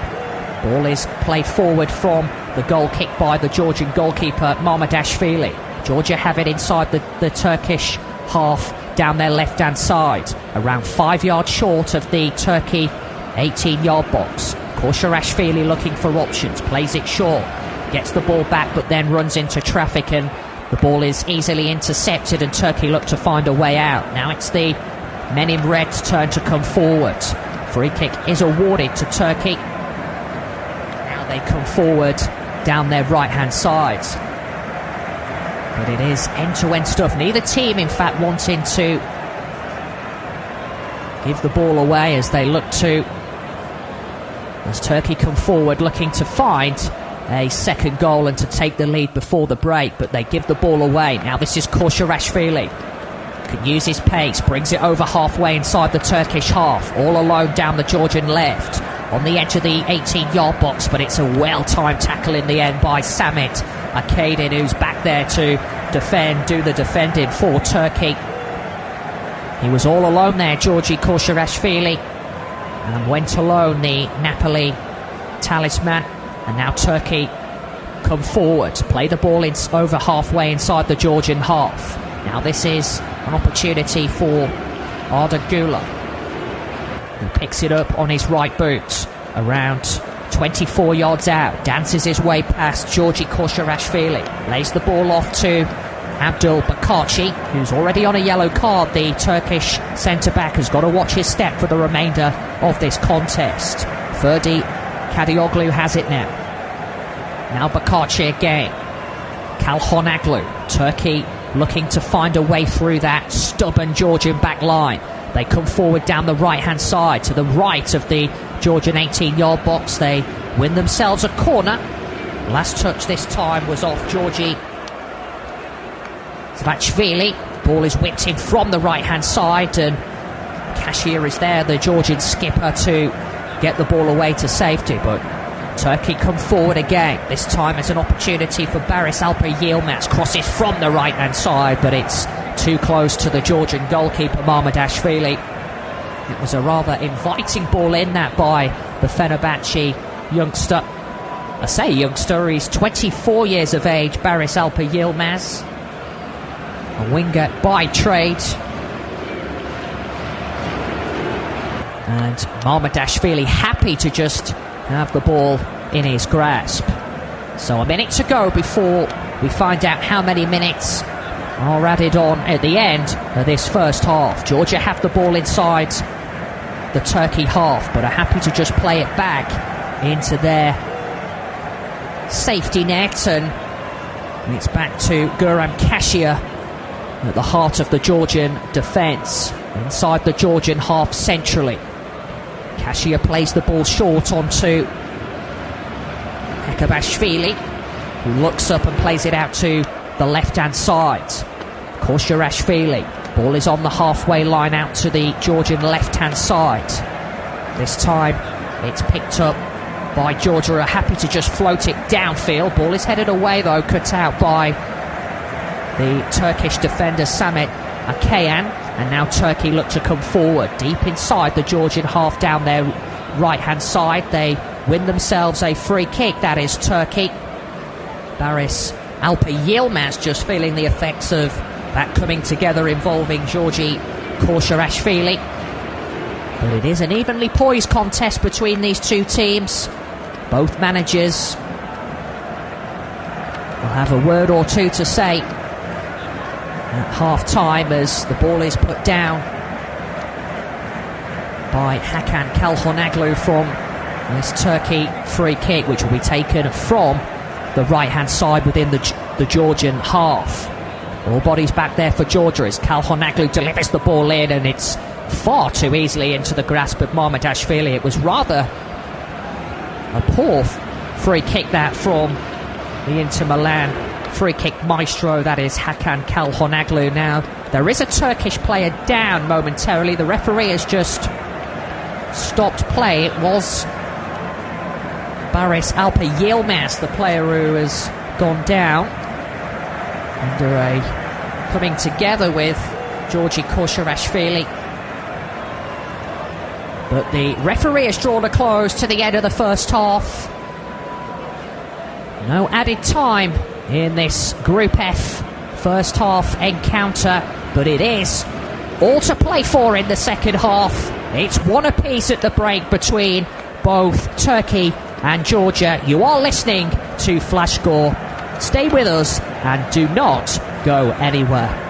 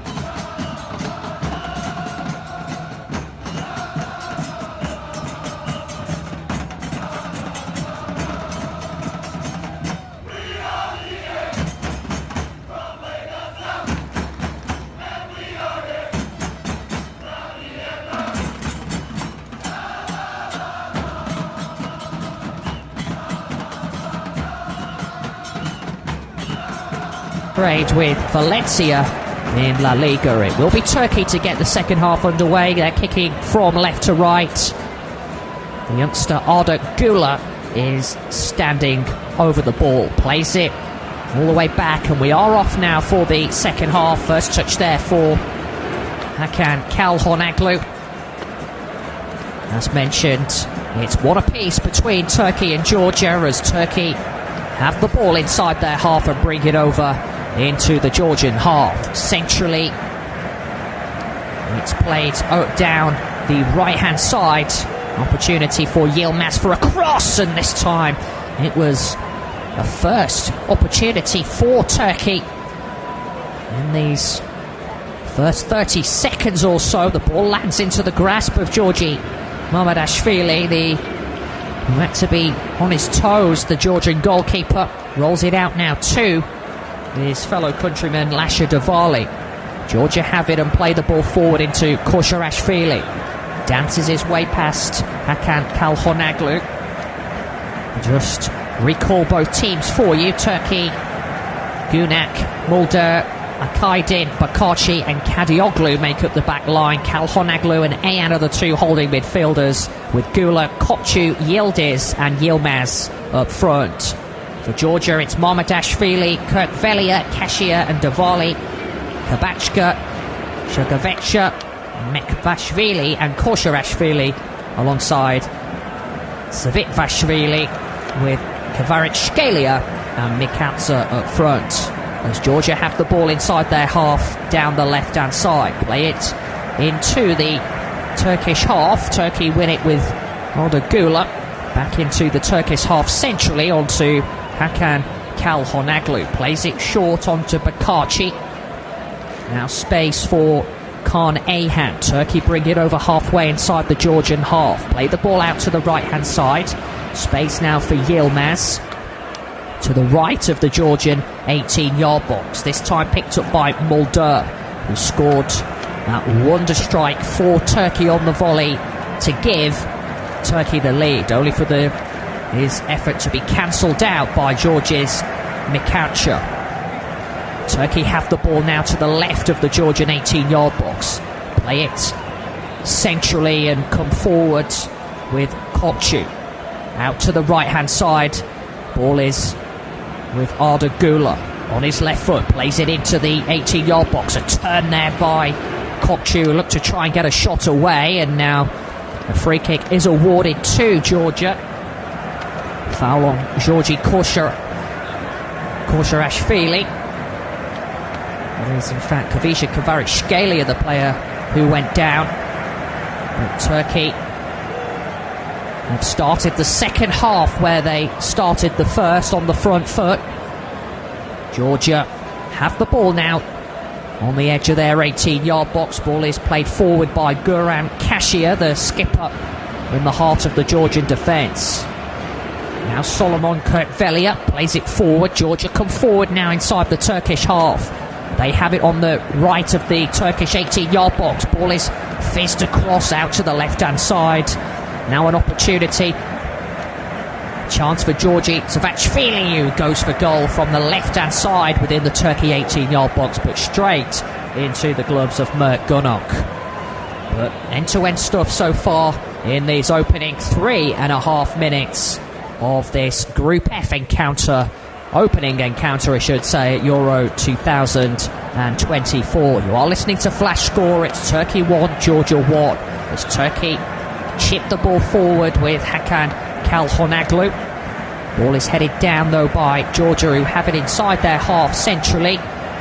Around 8 metres short, 8 yards I should say, short of the halfway line. Referee has awarded a free kick to Georgia. Around 2 yards short of the halfway line. Immediately runs over to Mert Mulder, the Turkish fullback, who had a word or two to say about that decision, but the referee awards a free kick to Georgia. Ali Sanyol makes his way back into the Georgian dugout. Former Bayern Munich defender, and Georgia have the ball now with Mamardashvili in their 18-yard box. The goalkeeper sends it out to the left-hand side, and he got it rather all wrong. That is Mamardashvili. It will be a throw-in now to Turkey, over halfway inside the Georgian half. Now the ball is back inside the Turkish half and into the centre circle with Abdul Bakarci. Turkey looking to find that second goal. 5 minutes gone in this second half. Turkey 1, Georgia 1. Turkey have the ball inside the Georgian half centrally. This time it's over to the left-hand side and Kalhonoglu plays it on. A chance for a cross perhaps. Down the left-hand side, the ball is played across rather dangerously, half cleared by the Georgian defence. Now Georgia have it down their right-hand side inside their half, looking to find a way out, and it's good feet that by the Georgia's Mikautsa, the goal scorer. Now Georgia come forward inside the Turkish half down their left-hand side. Kvaratskhelia from the left of the Turkey 18-yard box. Looks to dance his way past Arda Güler. Manages to pick a low cross from the left, and this time an attempt which cannons off Turkey's Abdul Bakarci, and thankfully for Mert Gunak lands into his gloves, the Turkish goalkeeper. Bakarci is down inside the Turkey 18-yard box. He was the player who got down to block that effort from the Georges Mikautsa.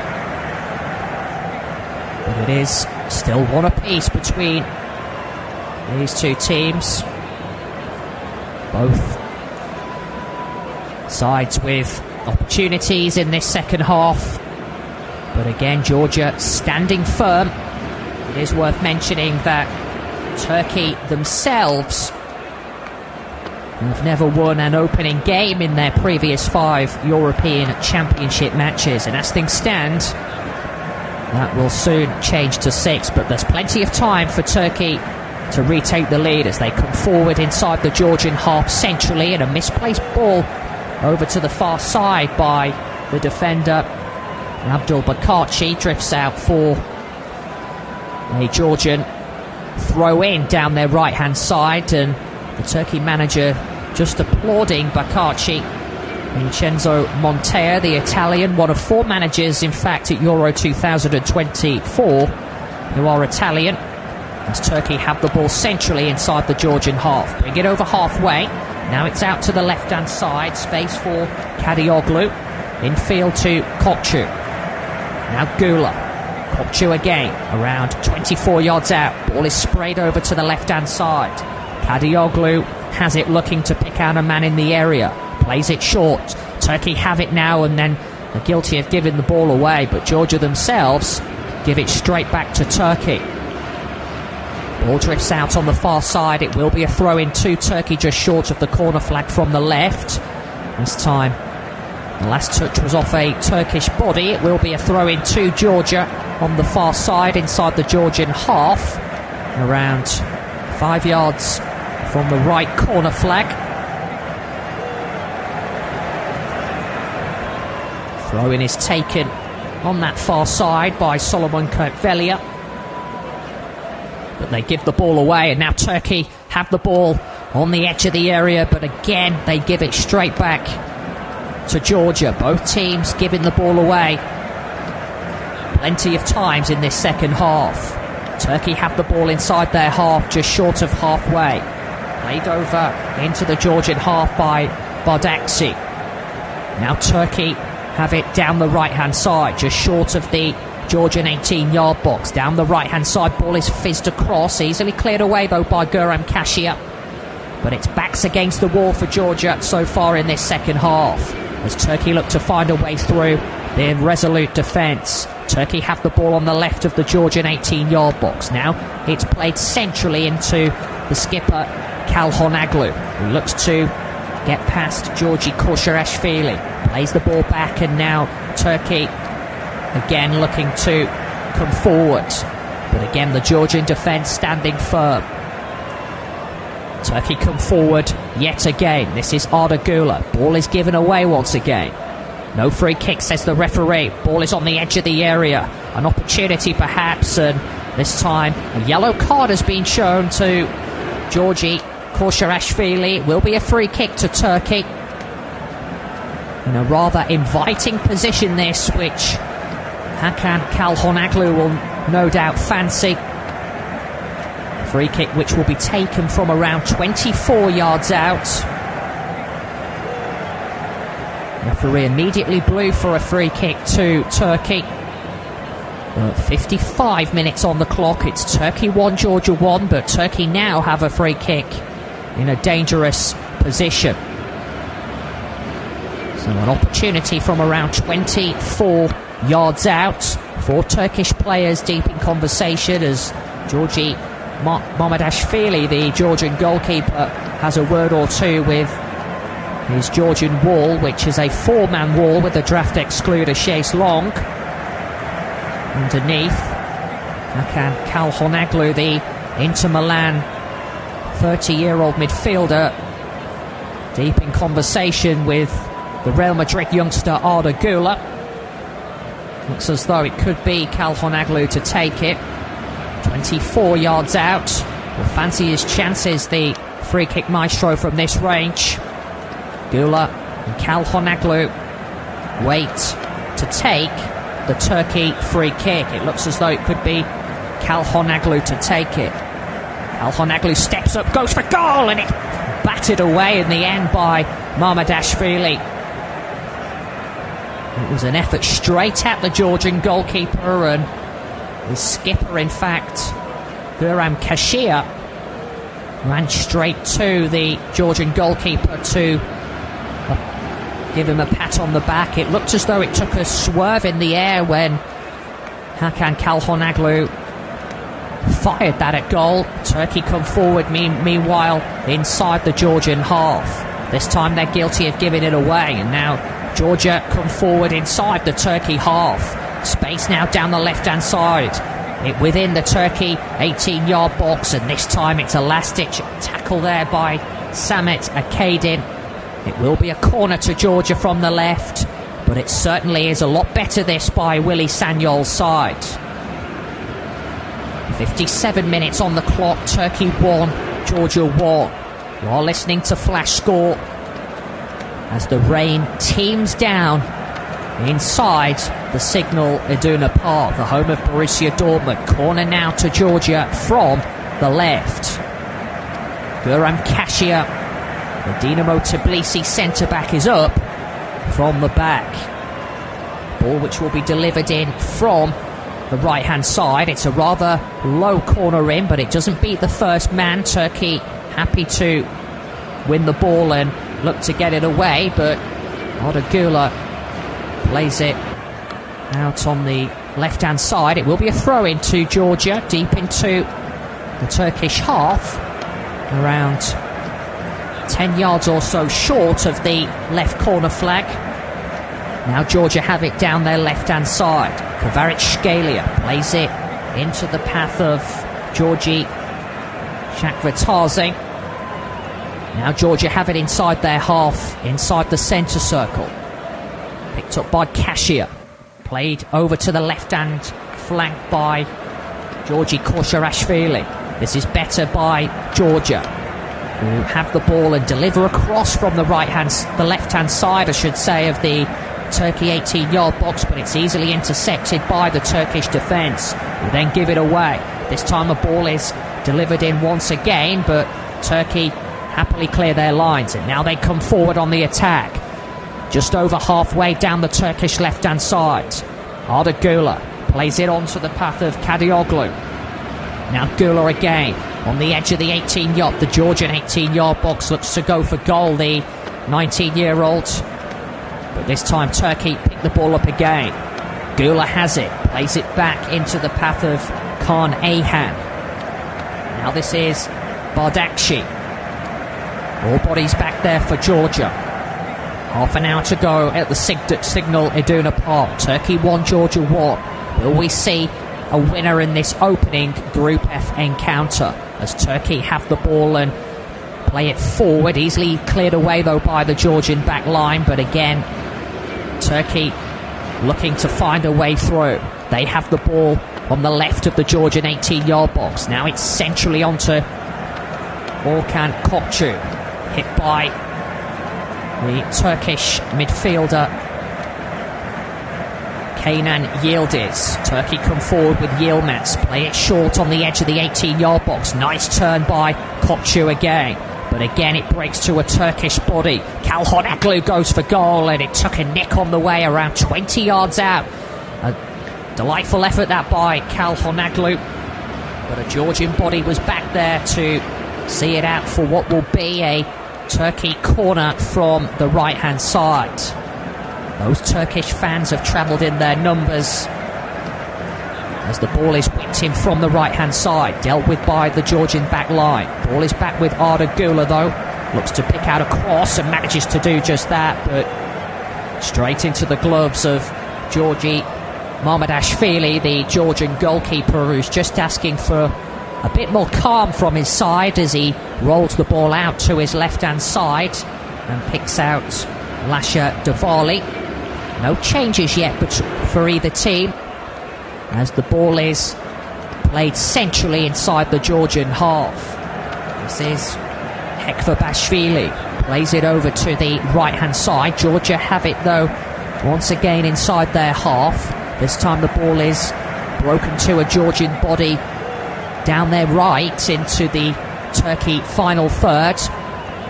Turkey happy to just clear the ball away. The ball is now with Göran Kasia, the Georgian skipper, inside the Georgian half centrally, around 8 yards short of the Turkish half. Georgia come forward again though, looking to find a way through. They have it now down there, the left-hand side. This is Kvaratskhelia. The ball is played across and Kvaratskhelia stuck out his right toe to try and divert it into the path of Georgia's Mikautsa, but it couldn't reach his fellow teammate, and instead it drifts out for what will be a goal kick to Turkey. But Georgia have certainly held their own in this second half and throughout this contest. There's certainly no going away as Turkey have the ball centrally inside their half with Kalhonoglu. Plays it short to his teammate Kaan Ayhan. Turkey come forward over halfway and play it out to the left-hand side. Now Kokcu. Ayhan plays it out to the left and picked up by Kokcu again, the Benfica midfielder. Rain continues to pour down in Dortmund. Still one apiece between Turkey and Georgia. 62.5 minutes on the clock as Turkey look to come forward, and a ball is fired downfield, and it can't be kept in by Baris Alper Yilmaz, and it drifts out for a goal kick to Georgia. But both teams playing it rather cautious in this second half. Neither want to give the ball away, and the rain is absolutely torrenting down, it is fair to say, around the stadium. Torrential rain, which has been the case for the majority of the day. There was a massive clear-up, in fact, 30 minutes before kick-off. The ground staff doing a splendid job to ensure this clash can be played. Georgia have the ball and give it away. Turkey look to come forward now from inside their half. Kalhonoglu. Ball is played centrally into the path of Samet Akadin. Turkey bring it over inside the Georgian half down their right-hand side. It's to the right of the Georgian 18-yard box. Space for Yilmaz. Looks to pick out Arda Güler inside the Georgian 18-yard box. Ball breaks to Mert Mulder. Turkey have it down their right-hand side. Ball is played rather centrally into Hakan Kalhonoglu. Now on to Abdul Bakarci. Turkey 4 yards short of the Georgian 18-yard box. Play the ball out to the left. Now on the edge of the area, Arda Güler wins it and then gives it away, but Turkey managed to win it back. A chance for a cross from the left of the Georgian 18-yard box. A deep cross which is half cleared by Georgia, and this is Kasia who manages to eventually get it away to safety. But again, Georgia give it away. An opportunity. 24 yards out. Oh, what a goal! What a splendid strike it is! Arda Güler scores for Turkey. It's 2-1 now. There's no stopping that from Arda Güler. The 19-year-old with a stunning strike. No chance for Georgi Mamardashvili in the Georgia goal. Take a bounce on Arda Güler. The Turkey backroom staff put their hands on the back of their heads. They can't believe what they've just witnessed. I certainly can't believe what I've just witnessed. Turkey lead Georgia now by 2-1. Arda Güler from 24 yards out. No chance for Mamardashvili in the Georgian goal. Not even 3 goalkeepers would have stopped that. And Turkey restore their lead in this second half. It's Turkey 2, Georgia 1. A stunning strike that by the 19-year-old Arda Güler. Vincenzo Montea runs towards his coaching staff and jumps into their arms. It's nothing more than what Turkey have deserved, though, in this second half. And 66 minutes on the clock. It's Turkey 2, Georgia 1. Georgia have it all to do now as Willie Sanyol stands on the edge of his technical area, doing a rather hunched-looking figure following that splendid strike by Arda Güler. The youngster who has a bright future ahead of him, just 19 years of age, already got a Champions League trophy to his name with Real Madrid. And now Turkey have the ball inside their half with Hakan Çalhanoğlu centrally. Plays it onto the goal scorer Arda Güler, brings it over halfway. The Turkey tails are up as they come forward down the left-hand side of the Georgian 18-yard box. Arda Güler asking for the ball in the centre. Ball is fizzed across, headed away though by the Georgian defence, and Guram Kasia. Will be a free kick to Georgia. Kavisha Kvaratskhelia, the player who's gone down under a challenge by the Turkey forward Barış Alper Yilmaz, but take a bounce on Arda Güler. What a strike it was by the 19-year-old. No stopping that from the Real Madrid midfielder. That is why he signed for Real Madrid, and that is why Real Madrid have brought him to the Santiago Bernabeu. Turkey 2, Georgia 1. You're listening to Flash Score as Turkey come forward again on attack. Deep inside to the Georgian half, centrally. Ball's fizzed across. Great opportunity from inside the area. It was Orkan Kokcu who had the ball at his feet, but thankfully for Georgi Mamardashvili, he can gather the ball in his grasp and immediately sends Georgia on their way. It will be a free kick to Georgia from inside their half, just short of the halfway line down their right. But that effort by Arda Güler which separates these two teams, and Turkey with a glorious chance just moments after that effort to take a 2-goal cushion. But Georgia come forward now inside the Turkish half down their left-hand side. The ball is with Georgia's Mikatsa, around 5 yards short of the Turkish 18-yard box. Now Georgia play it out to the right-hand side. Turkey standing firm as things stand. Now Georgia have it down their right-hand side. Ball is played centrally into the path of Georgi Shakvatadze. A 1-2, and Georgia could be in here, inside the area. Oh, it's off the crossbar. It was a great opportunity for Georgia to level things. It was a great chance for Georgi Koshorashvili, who ran clear. 1-2 involving his teammate Georgi Shakvatadze and Koshirashvili it was, who broke clear one-on-one with goalkeeper Mert Gunok, and he found the top of the crossbar, and the ball eventually runs into the grasp of the Turkish goalkeeper. What an opportunity it was for Georgia to level things. Now Turkey have the ball inside their half. Bring it over halfway and play it out to their left-hand side. 20 minutes to go at Signal Iduna Park as the rain continues to fall in Dortmund. Turkey 2, Georgia 1. Ball is played out to the left-hand side, inside the Georgian half. Ball is with Turkey's Hakan Çalhanoğlu. Plays it back into the Turkish half and then gets it back from his teammate Abdul Bakaci. Now Turkey have it in the centre circle inside their half. Çalhanoğlu plays it short now onto Akaydin, who goes all the way back to his goalkeeper Mert Gunok. Sends it forward and chested down by Yilmaz. Straight out of play though inside the Georgian half, around 12 yards short of their left corner flag. Ball is at the feet now of Georgi Mamadashvili, the Georgian goalkeeper. Plays it out short to Hekvabashvili. Neither team yet to make a change.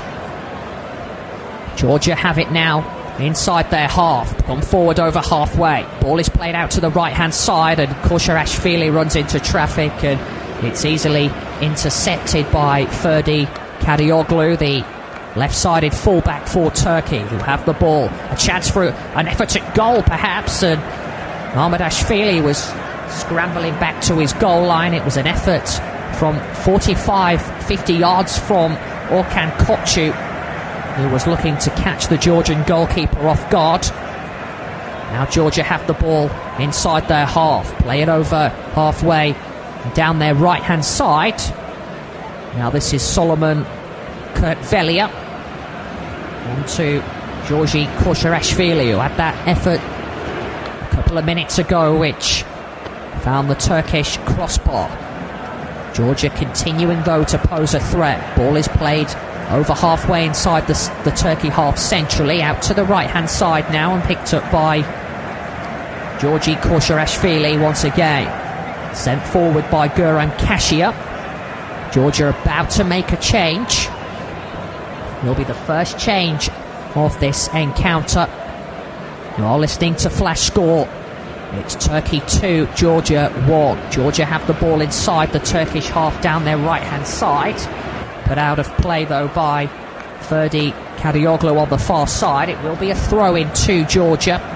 Will in fact be two changes in a moment or so. Lochoshvili and Davidyashvili are about to enter the fray. Tazakvili is one of the players to make way. Referee just having a word or two, and Koshirashvili just wanting Georgi Shakvatadze to leave the field of play quickly because he believes his side have an opportunity to get themselves back into this contest. Just over a quarter of an hour to go in a very rainy Dortmund. Turkey 2, Georgia 1. As things stand, Turkey will claim their first victory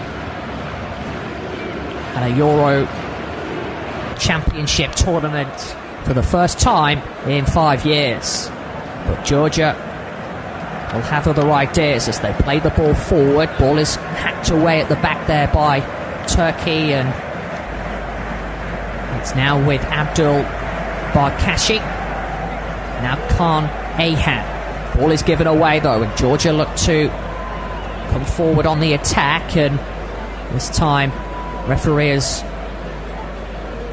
awarded a throw-in on the far side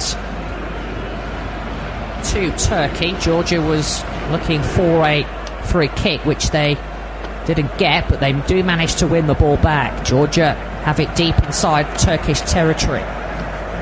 Ball is played over to the left-hand side. Kvaratskhelia keeps it alive. This time the ball is headed away out of the Turkish 18-yard box. Georgia have it centrally deep inside the Turkish half, around 25 yards out from goal. Kvaratskhelia down the Georgia left-hand side, and this time a free kick is awarded to Turkey. A foul on the Turkish midfielder Barış Alper Yilmaz. Mert Muldaru scored the goal for the first goal, I should say, for Turkey.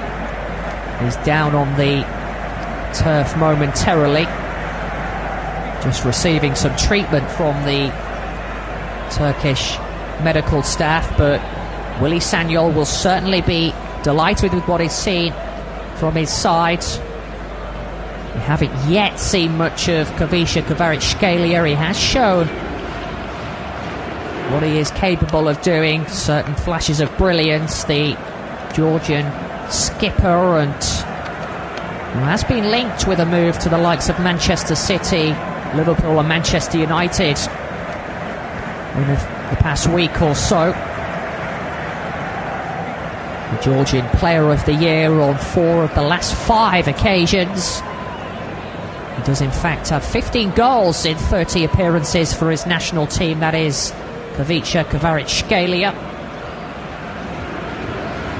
As the rain continues to fall in Dortmund. Torrential rain, which has been the forecast throughout today. There was a spell in the first half where it had just stopped, but it is rather heavy now with less than a quarter of an hour to play. As play resumes, the ball is fired long by the Turkish goalkeeper Mert Gunuk. Georgia have it though inside their half. This time it's played all the way back to Guram Kashia, who has it and plays it out to his right hand side on the edge of his 18-yard box. Picked up now by the Georgian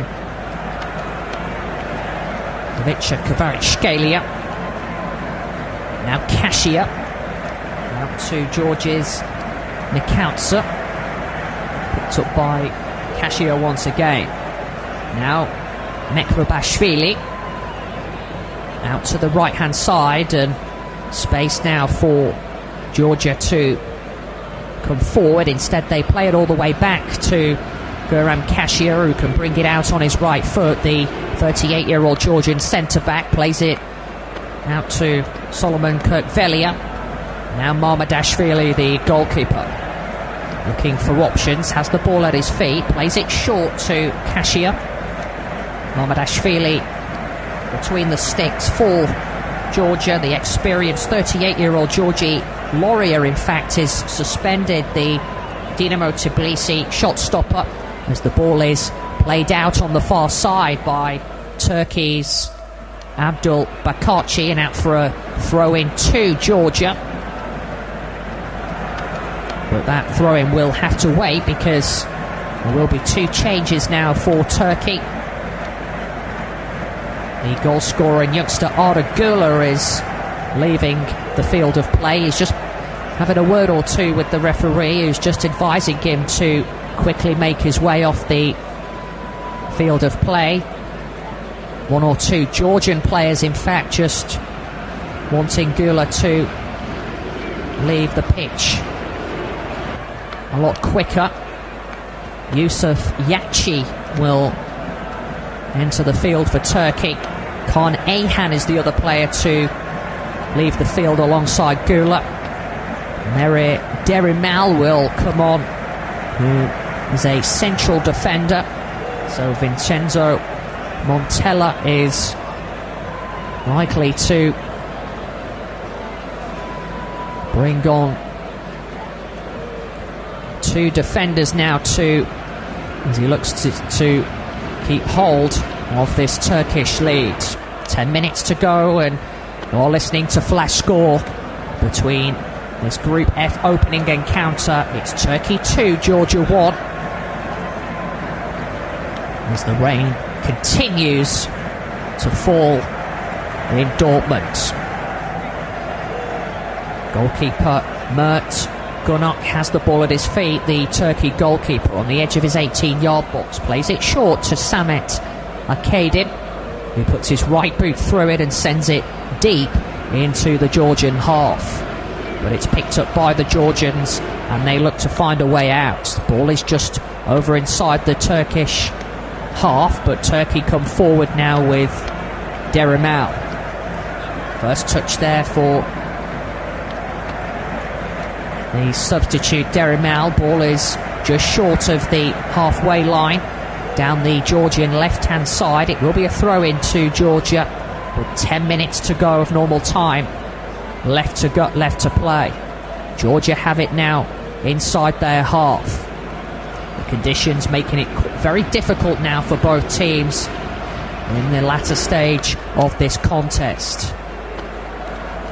Ball is with Lasha Davali, brings it over halfway inside the Turkish half. On his left foot, plays it out to his right, picked up now by Guram Kashia. Now Solomon Kurtvelia plays it over to the left flank, and in doing so it drifts out of play. The wet surface made the ball there just skid out for a throw-in to Turkey. Throw-in which is taken and out of play once again. This time a throw-in to Turkey inside their half from the right, just on halfway. Of course, Turkey in no rush to take it. Mert Mulder has the ball in hand, plays it short from the throw-in. This time it's out of play for a throw-in to Georgia inside their half, around 4 yards short of the halfway line. Ball is thrown in by Georgia's Makatsi. Now Kvaratskhelia can bring it forward, plays it out to the left-hand side. Georgia have it deep inside the Turkish half down the left-hand side. Transfer across from the left of the Turkish 18-yard box, and Kvaratskhelia was looking to go for the acrobatics there, and in doing so he looks to have hurt himself, and the ball has gone out on the far side for a throw-in as Ivica Kvaratskhelia helps himself up from the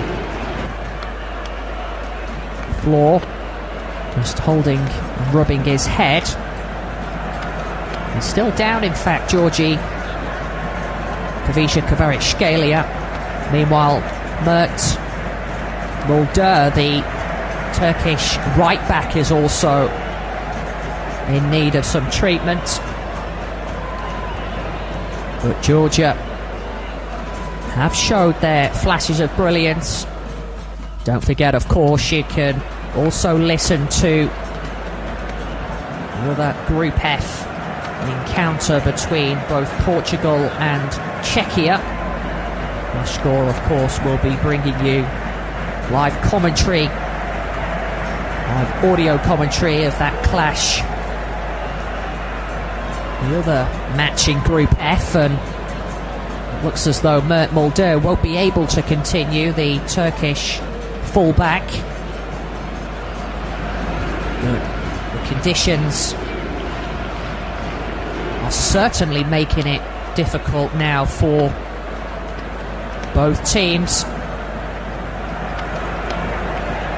Earlier on a few hours before kick-off, there was a slight problem with the roof of the Signal Iduna Park. The main part of the stadium was breached by heavy rainfall, but the ground staff managed to produce a massive clear-up to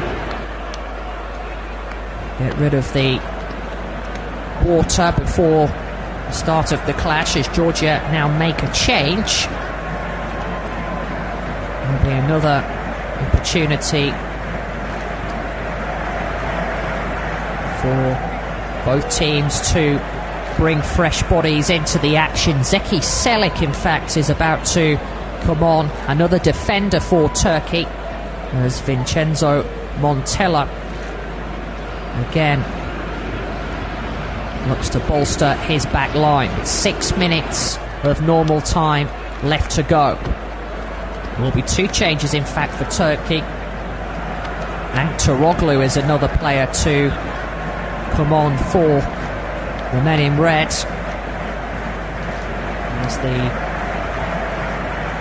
first Turkish goal scorer, Mert Mulder, leaves the field of play. Throw in on the far side to Turkey, around 8 yards or so short of halfway. Georgia win the ball back though and play it back to their goalkeeper, Georgi Mamardashvili. 5 minutes of normal time left to play. You are listening to Flash Score. It's Turkey 2, Georgia 1. Can Georgia find that all-important equaliser? As they come forward inside their half, down their left-hand side. Ball is played back now into the path of Guram Kashia. Looks up and plays the ball short into the centre circle. It's helped on its way, this time by Lasha Davali. Georgia looking to find a way through. This time it's picked up by Abdul Bakachi. Georgia have it though once again deep into Turkish territory, but the guilty have given the ball away once again. Now Turkey come forward over halfway inside the Georgian half, down their left. Back into the Turkish half, into the centre circle. The ball lands at the feet of Kalhonaglu. Ball is found Zeki Çelik on the edge of the area, and this time a header is in towards goal, and Mamardashvili beats it away and palms it away to safety. Gets a hug from his skipper, Guram Kashia. It was a delightful ball in by the substitute, Zeki Çelik. And a header which came in there by Kenan Yildiz and tested the gloves of Mamardashvili. And if that had found the back of the net, then Turkey will have all but no doubt secured all 3 points. But Kalhonaglu will take the Turkish corner from the left-hand side. Corner which is taken short on the edge of the area. Ball is delivered into the box, and this time it's headed away by the Georgian defence, and Georgia look to find a way out. This is Kavisha Kvaratskhelia. Crowded out by 3 Turkish players. One back by Turkey. Now they come forward on the attack at the right-hand side of the Georgian 18-yard box. Chance for a ball to be delivered into the area, but it's run out of play in the end by Faris Alpa Yilmaz, and now Georgia bring it out from the back themselves. They have it centrally inside their half. Now just over halfway inside the Turkey half. Georgia have it though with Kvaratskhelia centrally onto his teammate, onto Koshorashvili, helped on now by Kashia. Back to the Georgian centre-back. Turkey, all bodies back there as they look to defend this Georgian attack. There will be a free kick though to Georgia, around 35 yards out from the right with inside the Turkey half. A foul this time by Hakan Kalhonaglu. A rather take one for the team like challenge that by the Inter Milan midfielder. Turkey have defending to do now from this Georgian set piece. There will be another change for Georgia. Alton Yashvili is a player to come on. Nekravashvili is the player to make way, so it's a like-for-like change there in midfield for Georgia. As Kvaratskhelia delivers it in from the right-hand side. Ball is headed away by the Turkish defence. Will be a throw-in to Georgia inside the Turkish final third down their left-hand side.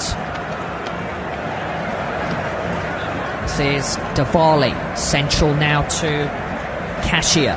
Sprays it over to the right-hand side, and this time throw-in is given to Georgia, who have it just 3 yards short of the corner flag down their right-hand side. Now Kasia. Ball is given away and Turkey managed to win it back. They have it just short of their 18-yard box. The ball is played over to the right-hand side and they come forward with Zeki Selik over halfway inside the Georgian half. But the ball is given away and it runs straight through to Mamardashvili, who's happy to just clear it away, the Georgian goalkeeper. But time is now running out for Georgia. We're about to find out how many minutes will be added on. Georgia come forward over halfway centrally inside the Turkish half. It's with Kvaratskhelia to the left of the Turkish 18-yard box. 2 yards, in fact, short of the 18-yard box as the ball is delivered in from the left-hand side, and this time it's dealt with once again by the Turkish defence. Throwing on the far side to Georgia. There will be another change now for Turkey. Ozcan will enter the fray. Another defender, Hakan Kalhonaglu, will leave the field of play. The Turkish skipper just being advised by the referee to get a move on. Salil Ozcan is his replacement. But as things stand, it will be Turkey who managed to secure all 3 points in this Group F opener in that very rainy Signal Iduna Park. Ball is thrown in on the far side by Georgia. Time running out for Willy Sanyol's side. This time Georgia have it inside the Turkish half down their right-hand side. Ball is chipped into the 18-yard box from the right-hand side. Still not away. Georgia look to come forward. Ball is whipped in over the top, but it's dealt with by the Turkish back line. Breaks to a Georgian body on the edge of the area, but Turkey again there to clear it away. And now they come forward on the counter-attack. Just over halfway inside the Georgian half, but it's defended well there by Guram Kasia, who plays it back to his goalkeeper, who clears it away, Mamardashvili. Ball out on the far side, and Willy Sanyol takes his seat in the Georgian dugout and waves his arms around towards his assistant. We have played night 2 of the 90 minutes as the Turkish goalkeeper Mert Gonak sends the ball forward, headed down, and Georgia need to get it forward if they're to have any opportunity of grabbing a point. 6 minutes was the answer by the fourth official. We have already played 2 of those, so 4 minutes left to go. Georgia have the ball inside their half, now over halfway down their left-hand side. This time the ball is played over the top towards Kavica Kvaratskhelia, up against 2 players, plays it across from the left-hand side, still not away, and this time it was a great chance for Georgia. What an opportunity it was. Chance which has got begging. Kvaratskhelia found across from the left-hand side, and 2 Georgian players got in each other's way, it seems. Guram Kasia was up there from the back, and Mert Gunok, the Turkish goalkeeper, could only stand and watch, and it was a great opportunity involving Guram Kasia and Georgi Kusharashvili. But it will be a Turkish goal kick. Will there be another glorious opportunity for Georgia? But it's Turkey 2, Georgia 1. Gunak sends the ball downfield, the Turkish goalkeeper, but again it's won back by Georgia. Will there be one glorious opportunity for Georgia? Free kick to Georgia, who played the ball over halfway down the right-hand side, played across into the 18-yard box, but that will run out for a goal kick. The last touch was off a Georgian body, and Kusharashvili, in fact, and the Turkish goalkeeper Mert Gunak will no doubt take his time over this goal kick. 2 minutes left to play at Signal Iduna Park. Mert Gunak being advised by his teammates to send the ball downfield. has taken over the armband, Mert Gunnock. He fires it deep into Georgian territory. Ball is chested down though by Goran Kasia. On his right foot, sends it out to his right-hand side onto Lasha Davali. The ball must go forward now for Georgia. Georgia have it in the centre circle. Now play it over halfway into the Turkish half. Davali chips it over to the left-hand side. Cleared away though by Turkey's Zeki Selik. But again, Georgia coming forward as they go in search of that equaliser. They get themselves a free kick from the left-hand side. Around 35 yards out from goal to the left of the Turkish 18-yard box. Last chance saloon now for Georgia if they're to salvage a point late on in a rather rainy Signal Iduna Park. Georgi Mamadashvili's up, the Georgian goalkeeper. As the ball is whipped in, and this time it's still not away. Ball breaks out, and this time it somehow does not find the back of the Turkish net. There is a Georgian body down, and it was another glorious opportunity. It was Georgi Koshirashvili again. The ball actually came back off the post, and Georgi Koshirashvili was there, and the ball was headed over in the end by Orkun Kokcu at the last-ditch attempt. Corner to Georgia from the left-hand side. This time it's headed out, and it will be another corner, is it, to Georgia? It will. Mamadashvili stays up front for the corner. Kvaratskhelia to deliver from the left once again. Ball is whipped in. Out comes the goalkeeper, Mert Gunnock. Ball breaks to a Georgian body. Turkey have it. There's no goalkeeper back. And this time they could make it 3-1. An opportunity now. They do make it 3-1. Turkey 3, Georgia 1. Mamadashvili committed from the corner, couldn't get back in time, and the ball is fat into the back of the Georgian net. And the 3